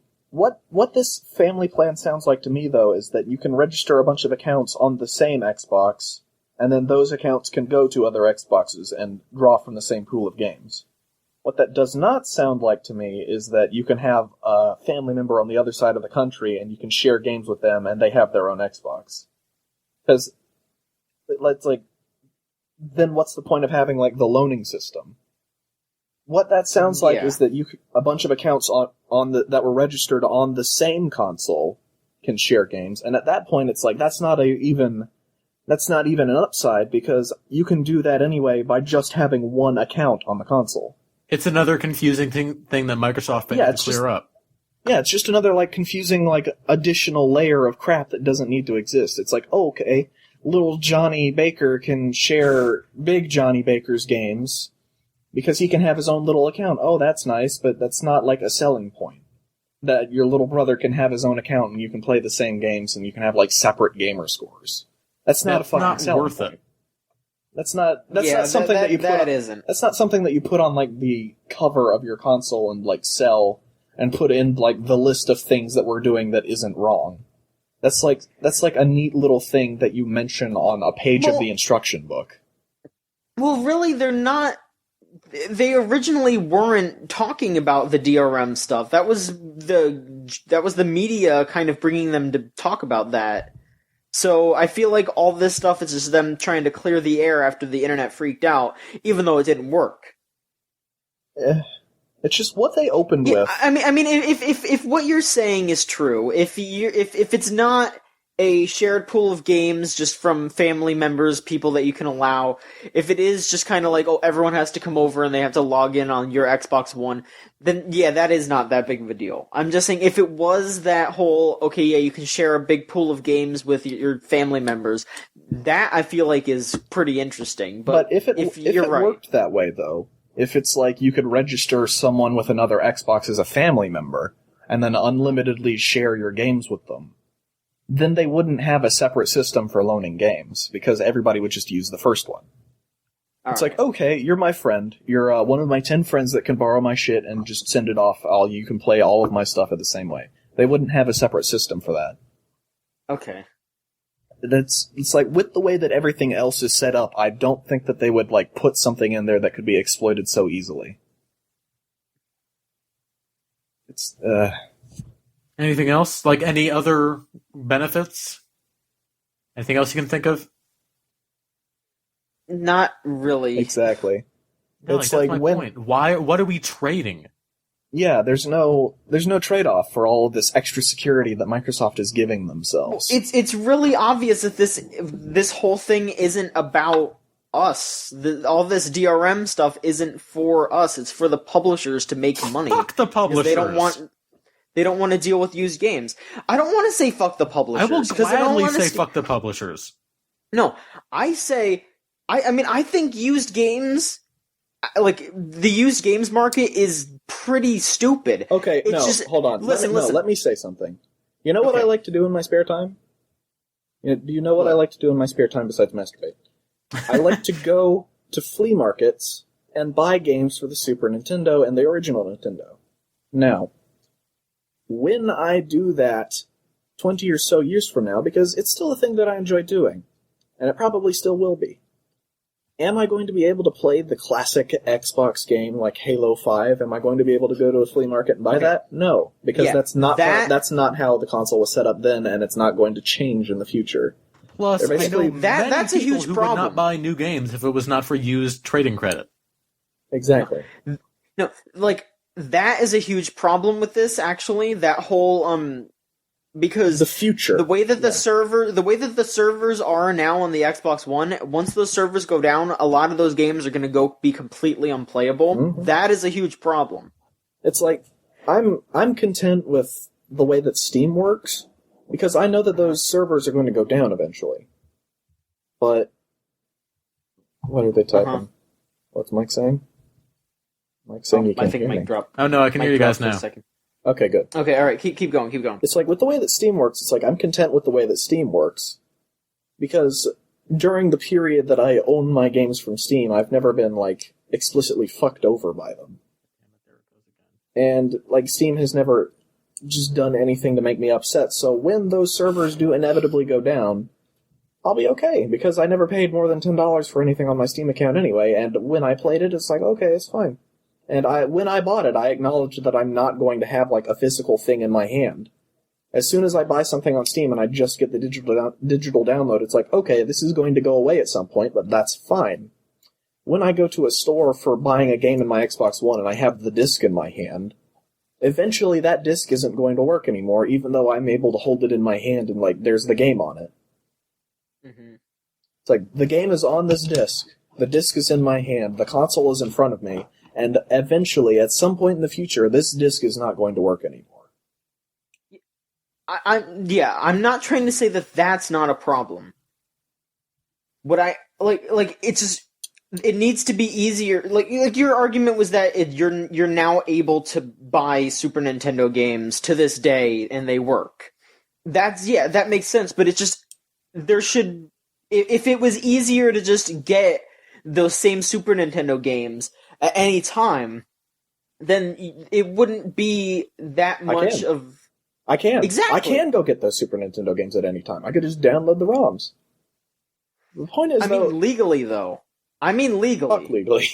But what I'm saying, though, what my point is that not only are those games going to eventually expire, even though you can hold them in your hand, Microsoft can take away your ability to use those games at any point. What happens if your Xbox One account gets banned? Yeah, what happens if my Xbox One account gets banned? The disc that I bought? Completely useless. I can't trade it in because my account is banned. Nobody else can use this disc because my account is banned. If my internet goes out, even though I have the game in my hand, I'm holding the disc with the game on it, I still can't play it because my internet is out and Microsoft didn't get their little check-in.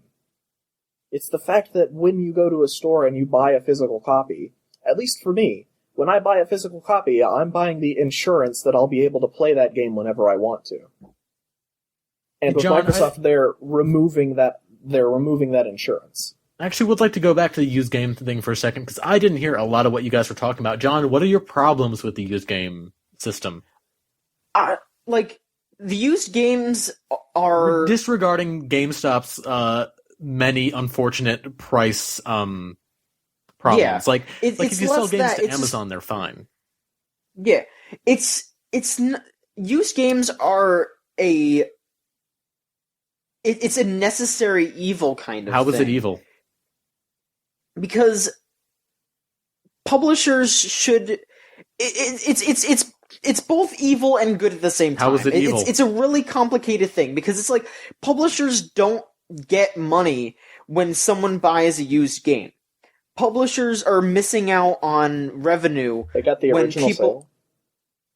Yeah, well, they get their original sale, but it's just there are still people who want to buy this game, but are going to say, no, I'm waiting until it's cheaper, and then the publisher never sees a cent of that because GameStop takes used game sales. Hear them again. So make your games cheaper as the time goes on. But that's what I'm saying. If you want to combat used games, you have your launch price, and then you have your game's price just kind of go down over time instead of still selling fucking Super Mario 64 DS for $35 goddamn dollars, Nintendo.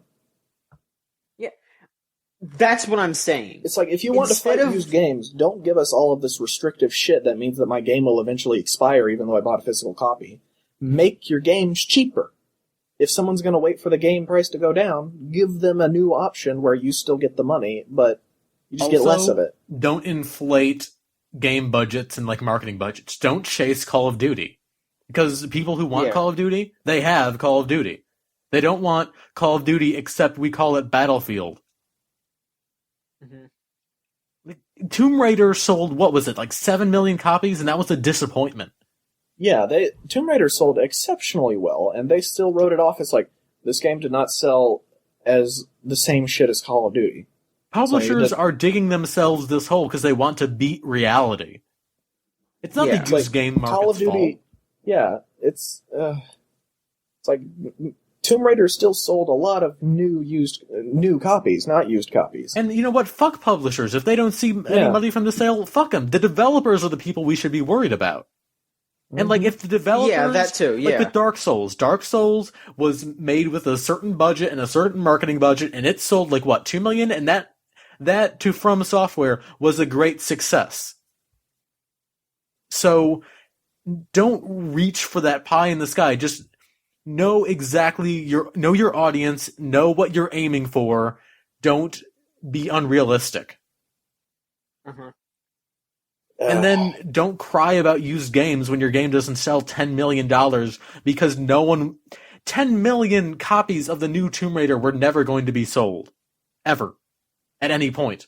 Sleeping Dogs sold 500,000, and that is more copies of Sleeping Dogs than I ever expected to be sold in my lifetime. Exactly. Sleeping Dogs had zero marketing, for God's sakes. When it comes to the gaming industry, I think it's that a lot of the times publishers don't want to accept the fact that what they did was wrong. They want to blame something. They want that scapegoat. And used games are the scapegoat right now. It's our games aren't selling like Call of Duty is. It must be because people wait until the games get cheaper. And the problem is that they aren't willing to acknowledge the fact that if they made the games cheaper themselves, more people would buy new. They don't want to make the games cheaper themselves because they want to keep selling the $60 disc. And when people go out and they pay, instead of $60, they pay $30 or $40 because it's cheaper, publishers get upset because they lost that sale. But if they just acknowledged that people want to pay less in a few months and just sold it at that price themselves, there wouldn't be an issue. And that's why Steam is fine. Because if you wait a couple of months on Steam, you get the game for half the price because the price just goes down. And we have, like, no solid numbers in terms of, like, the used game market. Like, publishers just tell us it's bad. Yeah. And this is from, like, people like EA, who said SimCity could not be played offline, and then someone got it to play offline. Yeah, no, it was like the same day the guy started doing it. It's like, there's no way that we could do SimCity offline. Too many of the features just depend on the internet connection. And then a guy heard that, and then the same day made the mod that let it be played offline as a challenge. So, like, even if we got these numbers, I don't know that I would believe them. Yeah, it's like, there's just so much lying going on now. That's the problem. Mm-hmm.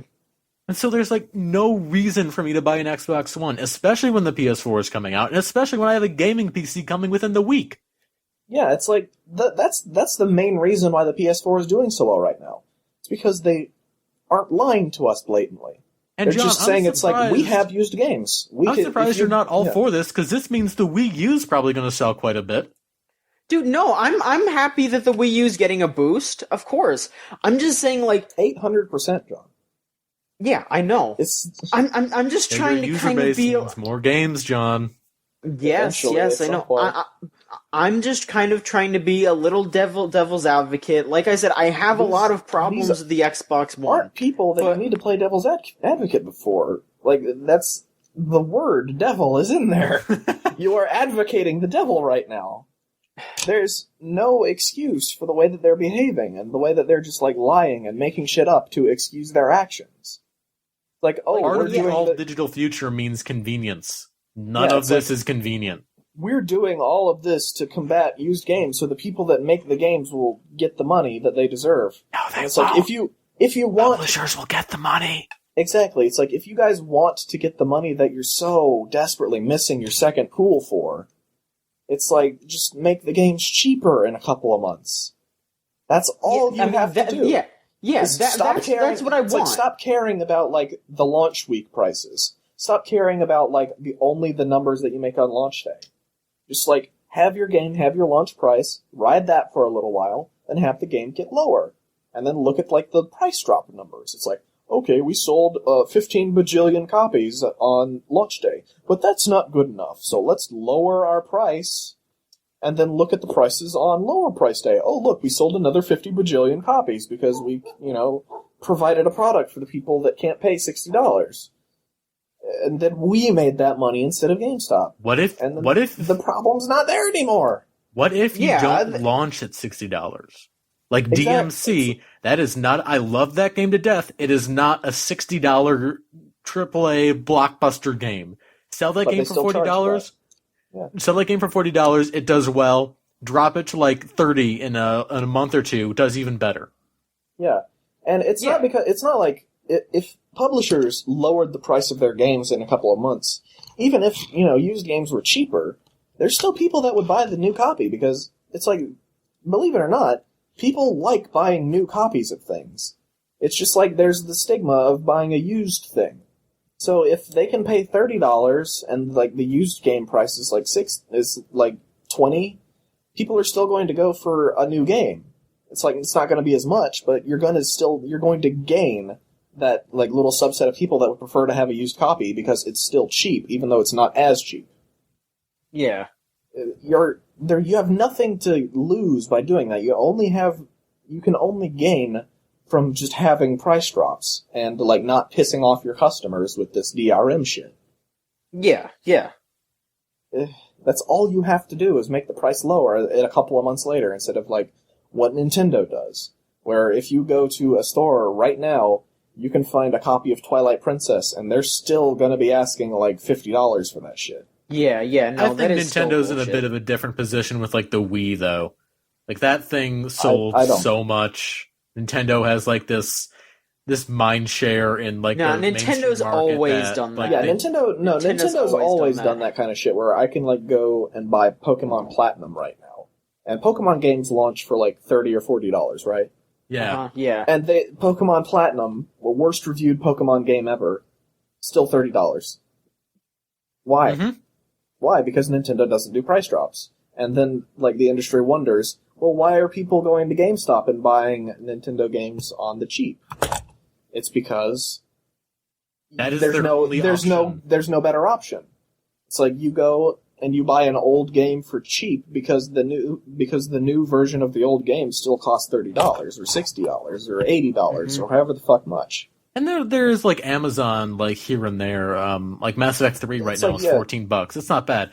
But like if you For don't have physical Prime, you have to spend Yeah. if you don't have Prime, then you have to spend like $25 to get the free shipping, and that's the only way it's worth it. Yeah, it's just when all they have to do is provide a better option for used games. It's just say, wait 2 months, charge $30. And then you have the people that would prefer to own a new copy, and they're not paying as much for the new copy. But they have Problem investors, and it looks bad if they drop it to $30. So I don't know. I don't think we'll see that for a while. It wouldn't look bad, though.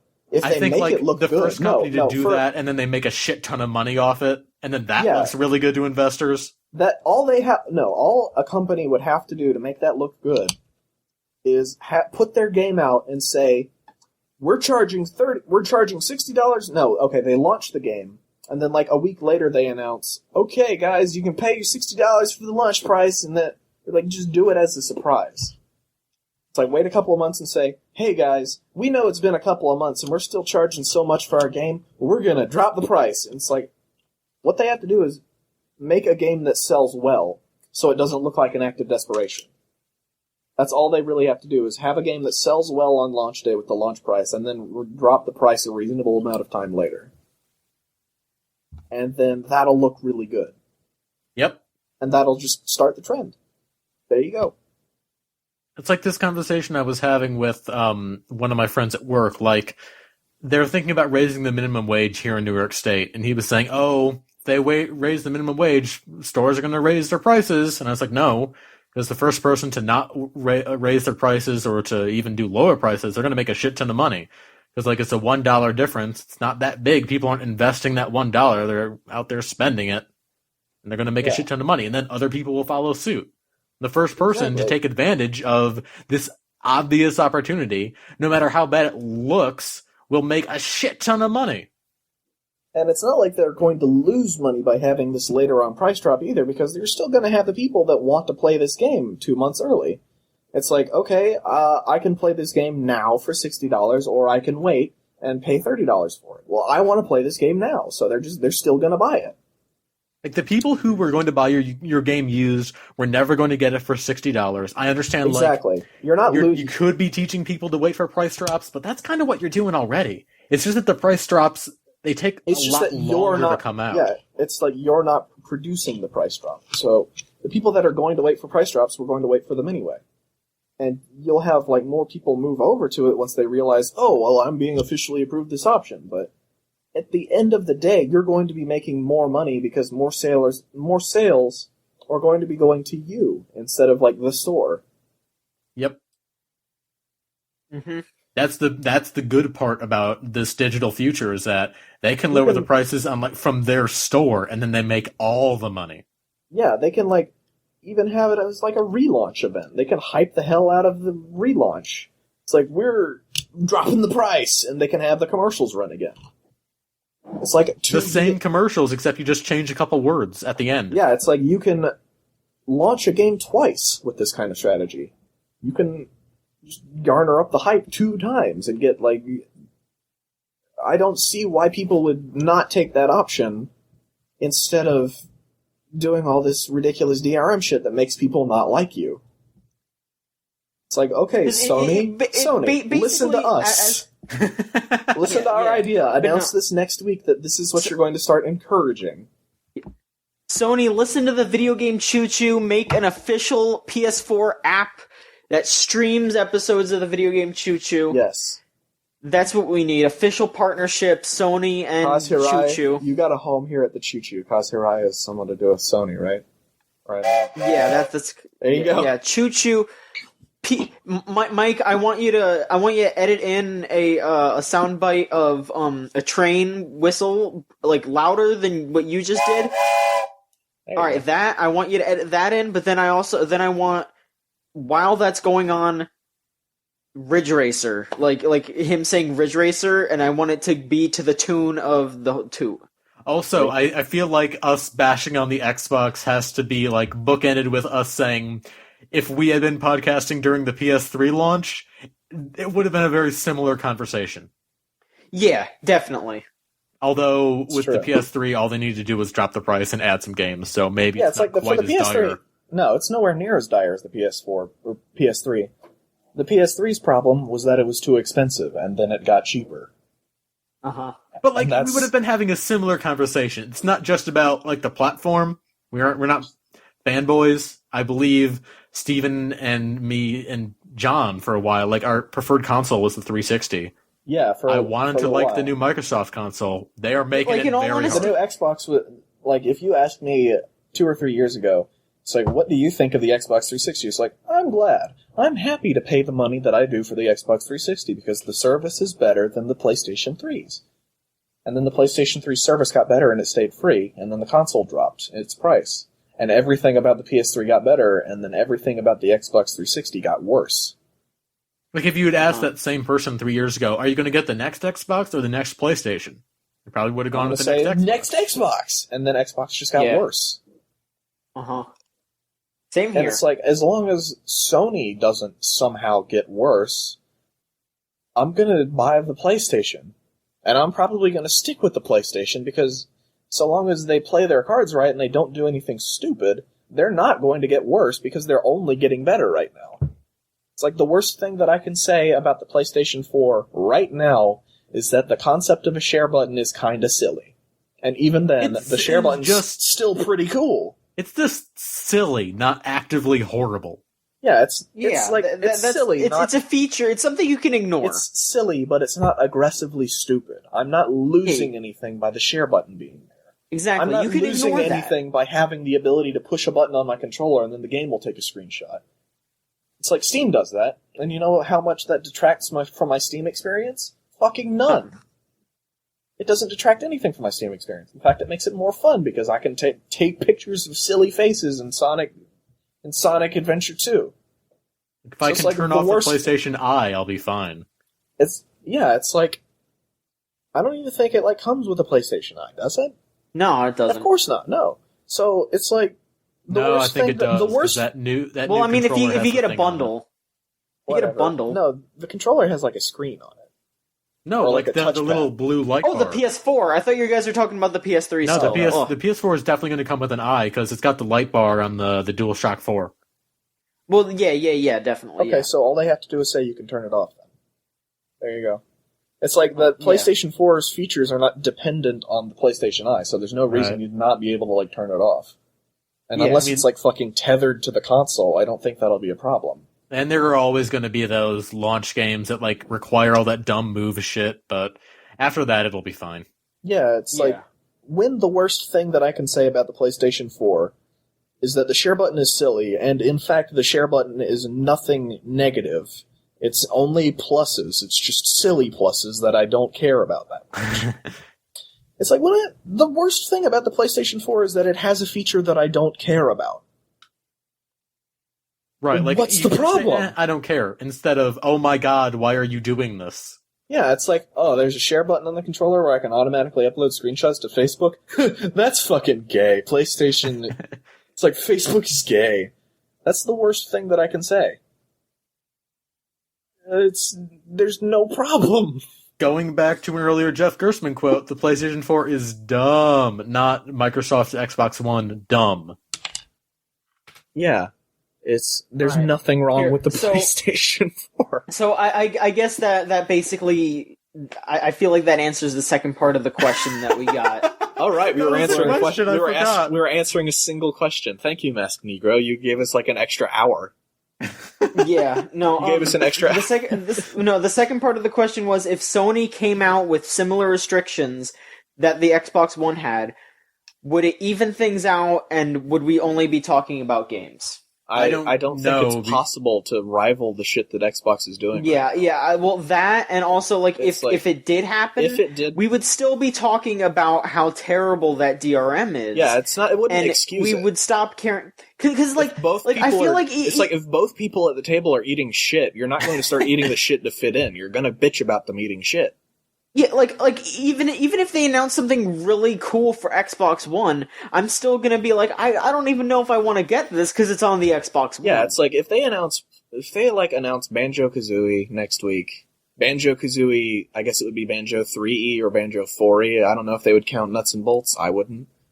I don't think they are going. It's to. like but hypothetically, if they announce Banjo 3E at E3 next week, and they say Banjo 3 is going to be a return to the form, and it's going to be just as good as Banjo 2E, and it's going to go the extra mile, and it's going to be so much fun, and like we modernized it, but it's still going to be a platformer, and blah blah blah, and they said all this good shit about it. I still wouldn't care because it's on the Xbox One. Because Rayman Legends is coming to the platform you already have.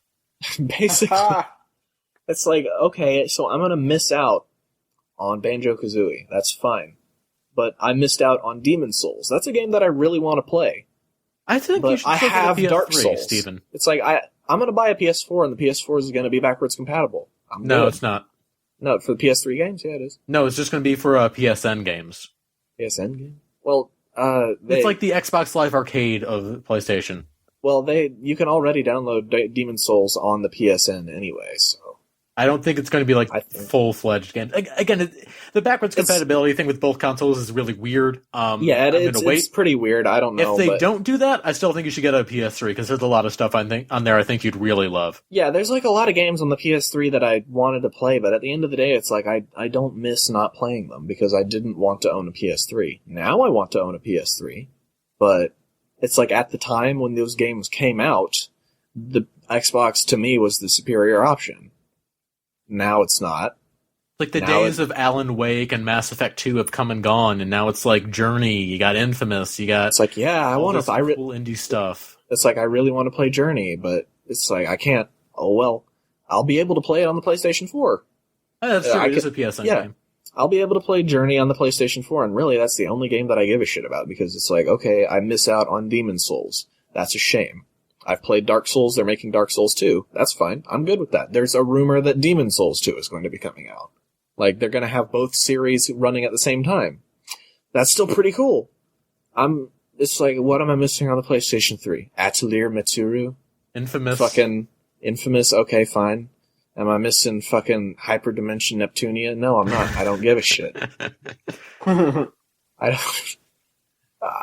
I don't mind missing out on a console that I don't want to miss out on some good games that I do want to play. So if they announce... Here's the other thing with the PS3. That PlayStation Plus Instant Game Collection is hella fun.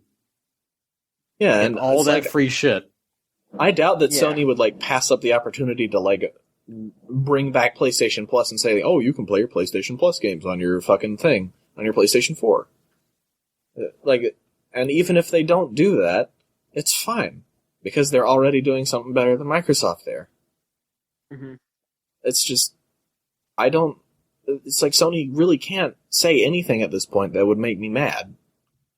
It's like even when Mike just told me right now, it's like I'm not going to be able to play backwards compatible stuff from the PlayStation 4. That's stupid. But it's not as bad as all the other stuff. It's not the worst thing that you could say right now. Backwards compatibility is this huge issue that... Personally, okay, this is my opinion. If the controller is generally compatible, and if the game is a disc, I don't think that there's any excuse to not have backwards compatibility to some extent. Like, the only reason that the Wii U doesn't do backwards compatibility is because... The Wii U totally does there's no GameCube compatibility. No, for the GameCube. Oh. Is that there's no GameCube port. That's the only reason. And it's like later they probably could just say, oh, okay, you can do the GameCube backwards compatibility now. We updated that. Or like they could have them on the Virtual Console. That's something that they've been talking about for a while, is having GameCube games on the Virtual Console. I would turn on my Wii U every day if that was the case. Yeah, it's like I don't have my copy of the Wind Waker anymore, sadly. I don't know where it is. I have the case for it. But if I could put my copy of... Oh, no. John, I think it's happening. stifle your dog. No, I think it's happening. I think we got the pizza. Red. Code Red! John got his pizza. Happening live. Ladies and gentlemen, John got his pizza. Alright. I'll be back. Anyway, as I was God, saying, what were we even talking about? I was talking about I got real excited there. I was talking about how the GameCube makes my dick rock hard. No, like, if Nintendo wants to make a shitload of money, just say, hey, GameCube, on the Wii U. Yeah, really. I that's love all the they have to GameCube, do. man. All Nintendo has to do is, like, say, okay, you can download GameCube games, and we've, like, updated the Wii U to, like, support GameCube Steven, controller support. That's all they have. What if they make a GameCube controller for the Wii U, except with one extra button? Oh my gosh, I never really cared for the GameCube's controller, to be completely honest. Oh, I really loved it. So Well, I would buy that okay. fucking heartbeat. Allow me to explain. I don't think I, like, ever owned a legitimate GameCube controller. I think I had, like, a Mad Catz one. Yeah. Like, I've been live! Huh? you got one live? You got one live? Was that a pizza? It was a pizza. It was a pizza! And? I turned it away. You gotta call them, man. Just say, no, okay, you just, like, call them up and say, hey guys, call me before you deliver a pizza to my address. Yeah. Like, what did they say to you? I just said I didn't order this, and he was like, "Has this happened before?" And I'm like, "Yeah, lots of times." And he's like, "I don't know then," and then he just walked away. Whatever. Back to games. But that's perfect, though. Yeah, like, we back to talked games. about it, and then it happened. Yeah. It's, like I was saying a second ago, all of my GameCube controllers, it's like, I think the dog tore up the legitimate one, and then, like, every other GameCube controller I ever had was, like, a Mad Catz one. So That would I'm a explain little... a lot. I'm a little, like, unfair in terms of saying, oh, I don't like the GameCube controller, because I never got to experience the real one, so. The real one is really good. I think it's my favorite controller ever. Yeah, same. I'll have to check one out then. My favorite controller ever is the Xbox 360 one. That's So, really good. Xbox 360. It is a really Xbox good one. 360 is probably like my third favorite. I would say second. What's your second? I think second is probably the PS2 controller. Okay. I Yeah. never grew up with PlayStation, so, like, I have one now, and it's just, like, too different from what I'm used to for me to put it in. It's not a It's not a great bad controller. controller. It's not bad. I don't like how my PlayStation controller has a giant GameStop logo in the middle of it. Oh, gross. That's great. It's a little too small for my hands. Actually, going back to the Wind Waker for a second, I'd Yeah? be surprised if they didn't include the original-ass Wind Waker in that box. Okay, here's my wide-eyed prediction for E3. Half an hour late. No, like a full hour. Yeah. We were talking about that thing for a while. Yeah. My wide-eyed prediction for E3 is that Nintendo will announce for the Wind Waker version that you'll be able to use the original lighting. That's what I want. The original lighting That'd be for the Wind interesting. Waker. Okay, so we are running far too long. Yes, we are. So, John, you want to do the questions? Do you have some questions for us? Yeah, you said we had two other listener questions, Sean. Oh no, we had this one, and then I got one from Tumblr user PSI Kick. Mm-hmm.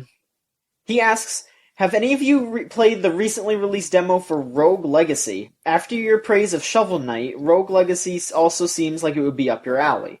I've never played that, but if it's comparable to Shovel Knight, I will definitely Google that. Alright. I think we can have that for our next episode. All right. Sure. Alright. And I have a question as well. A question was sent to me. And this is important for us to answer now. Why a choo-choo? Why a choo-choo? Why the fuck not a choo-choo, you piece of shit? John, it couldn't hurt That's our to get into the name and why you chose it, because you are the mastermind behind this name. Oh. I'm the mastermind behind the name. Well, it's not actually all mine. I originally came up with the name Video Game Tugboat, Uh-huh. which is hilarious, but I feel like there's not really room for tugboat puns. I think we went over this last episode, now that you're saying the tugboat part. No. We talked about this outside of the episode. He never actually brought it up. Oh, okay. Yeah, exactly. We need to actually enforce this we need to introduce this to our audience. Yeah. Now, a friend of mine in the Skype call, her name is Rose. She's gonna hear this and she's gonna freak out because now she's internet famous. Shout out. Shout out. She came up with Video Game Choo Choo. She said Video Game Choo Choo, and I was like, holy shit, this is incredible. Word out to I texted Rose. it to you guys. Word out to Rose. We owe her everything. Yeah, we literally owe her all of our popularity. All of our future endeavors are going to be because of the Choo Choo. She's getting 90% of the profits that we might eventually make. Yeah, we're gonna have to give her royalties. We're not giving terrible. her any royalties. I know Over we're not gonna my give her- cold dead body, Rose. Well, hopefully your body will be plenty warm with all the royalties that we'll be spending on it. Exactly, I'm yeah. gonna have a heated coffin. Just in case you wake up, you want to stay comfy while you die of starvation. I'm gonna have like a heated coffin with like a full-on like phone walkie-talkie system. No, it's just okay. in case I wake up. Rose can have my royalties after somebody murders me for saying mean things about Smash Brothers. It's true. All right, well that'll happen. So here we go. Good for you, Rose. Okay, let's not. What's our next question? I think that was it. That was it. Yeah. Oh, is that it? Oh, okay. Well, I guess this would be time to wrap it up then. Yeah. Well, I've been Mike Kazumano. I've been Steven Epps. The video game. I'm John. God damn it, John. That's what editing is. You interrupted me. This is what gonna editing go is after for. the whistle. All right. You're gonna edit this, aren't you, Mike? Fuck no. Mike, To some I extent. swear to God, you better edit this shit. To some extent, at the very least. John. Thanks for joining us, John Machonsky. I'm John Pachonsky. Why are we all whispering? I don't know. I don't know what's wrong with the two of you. It's nighttime. Video game inside Choo Choo. your ear. Video Game Choo Choo After Dark. That's a new podcast where we talk It is about this podcast. Yeah, We're it gonna basically be is. stars. Oh, Jesus fucking Christ. Thanks for listening, everybody. We'll see you at the next train station. Hopefully we'll be able to talk about E3 next time. Yes, please. I hope so. All right, good night, suck. everybody. All right, toodles.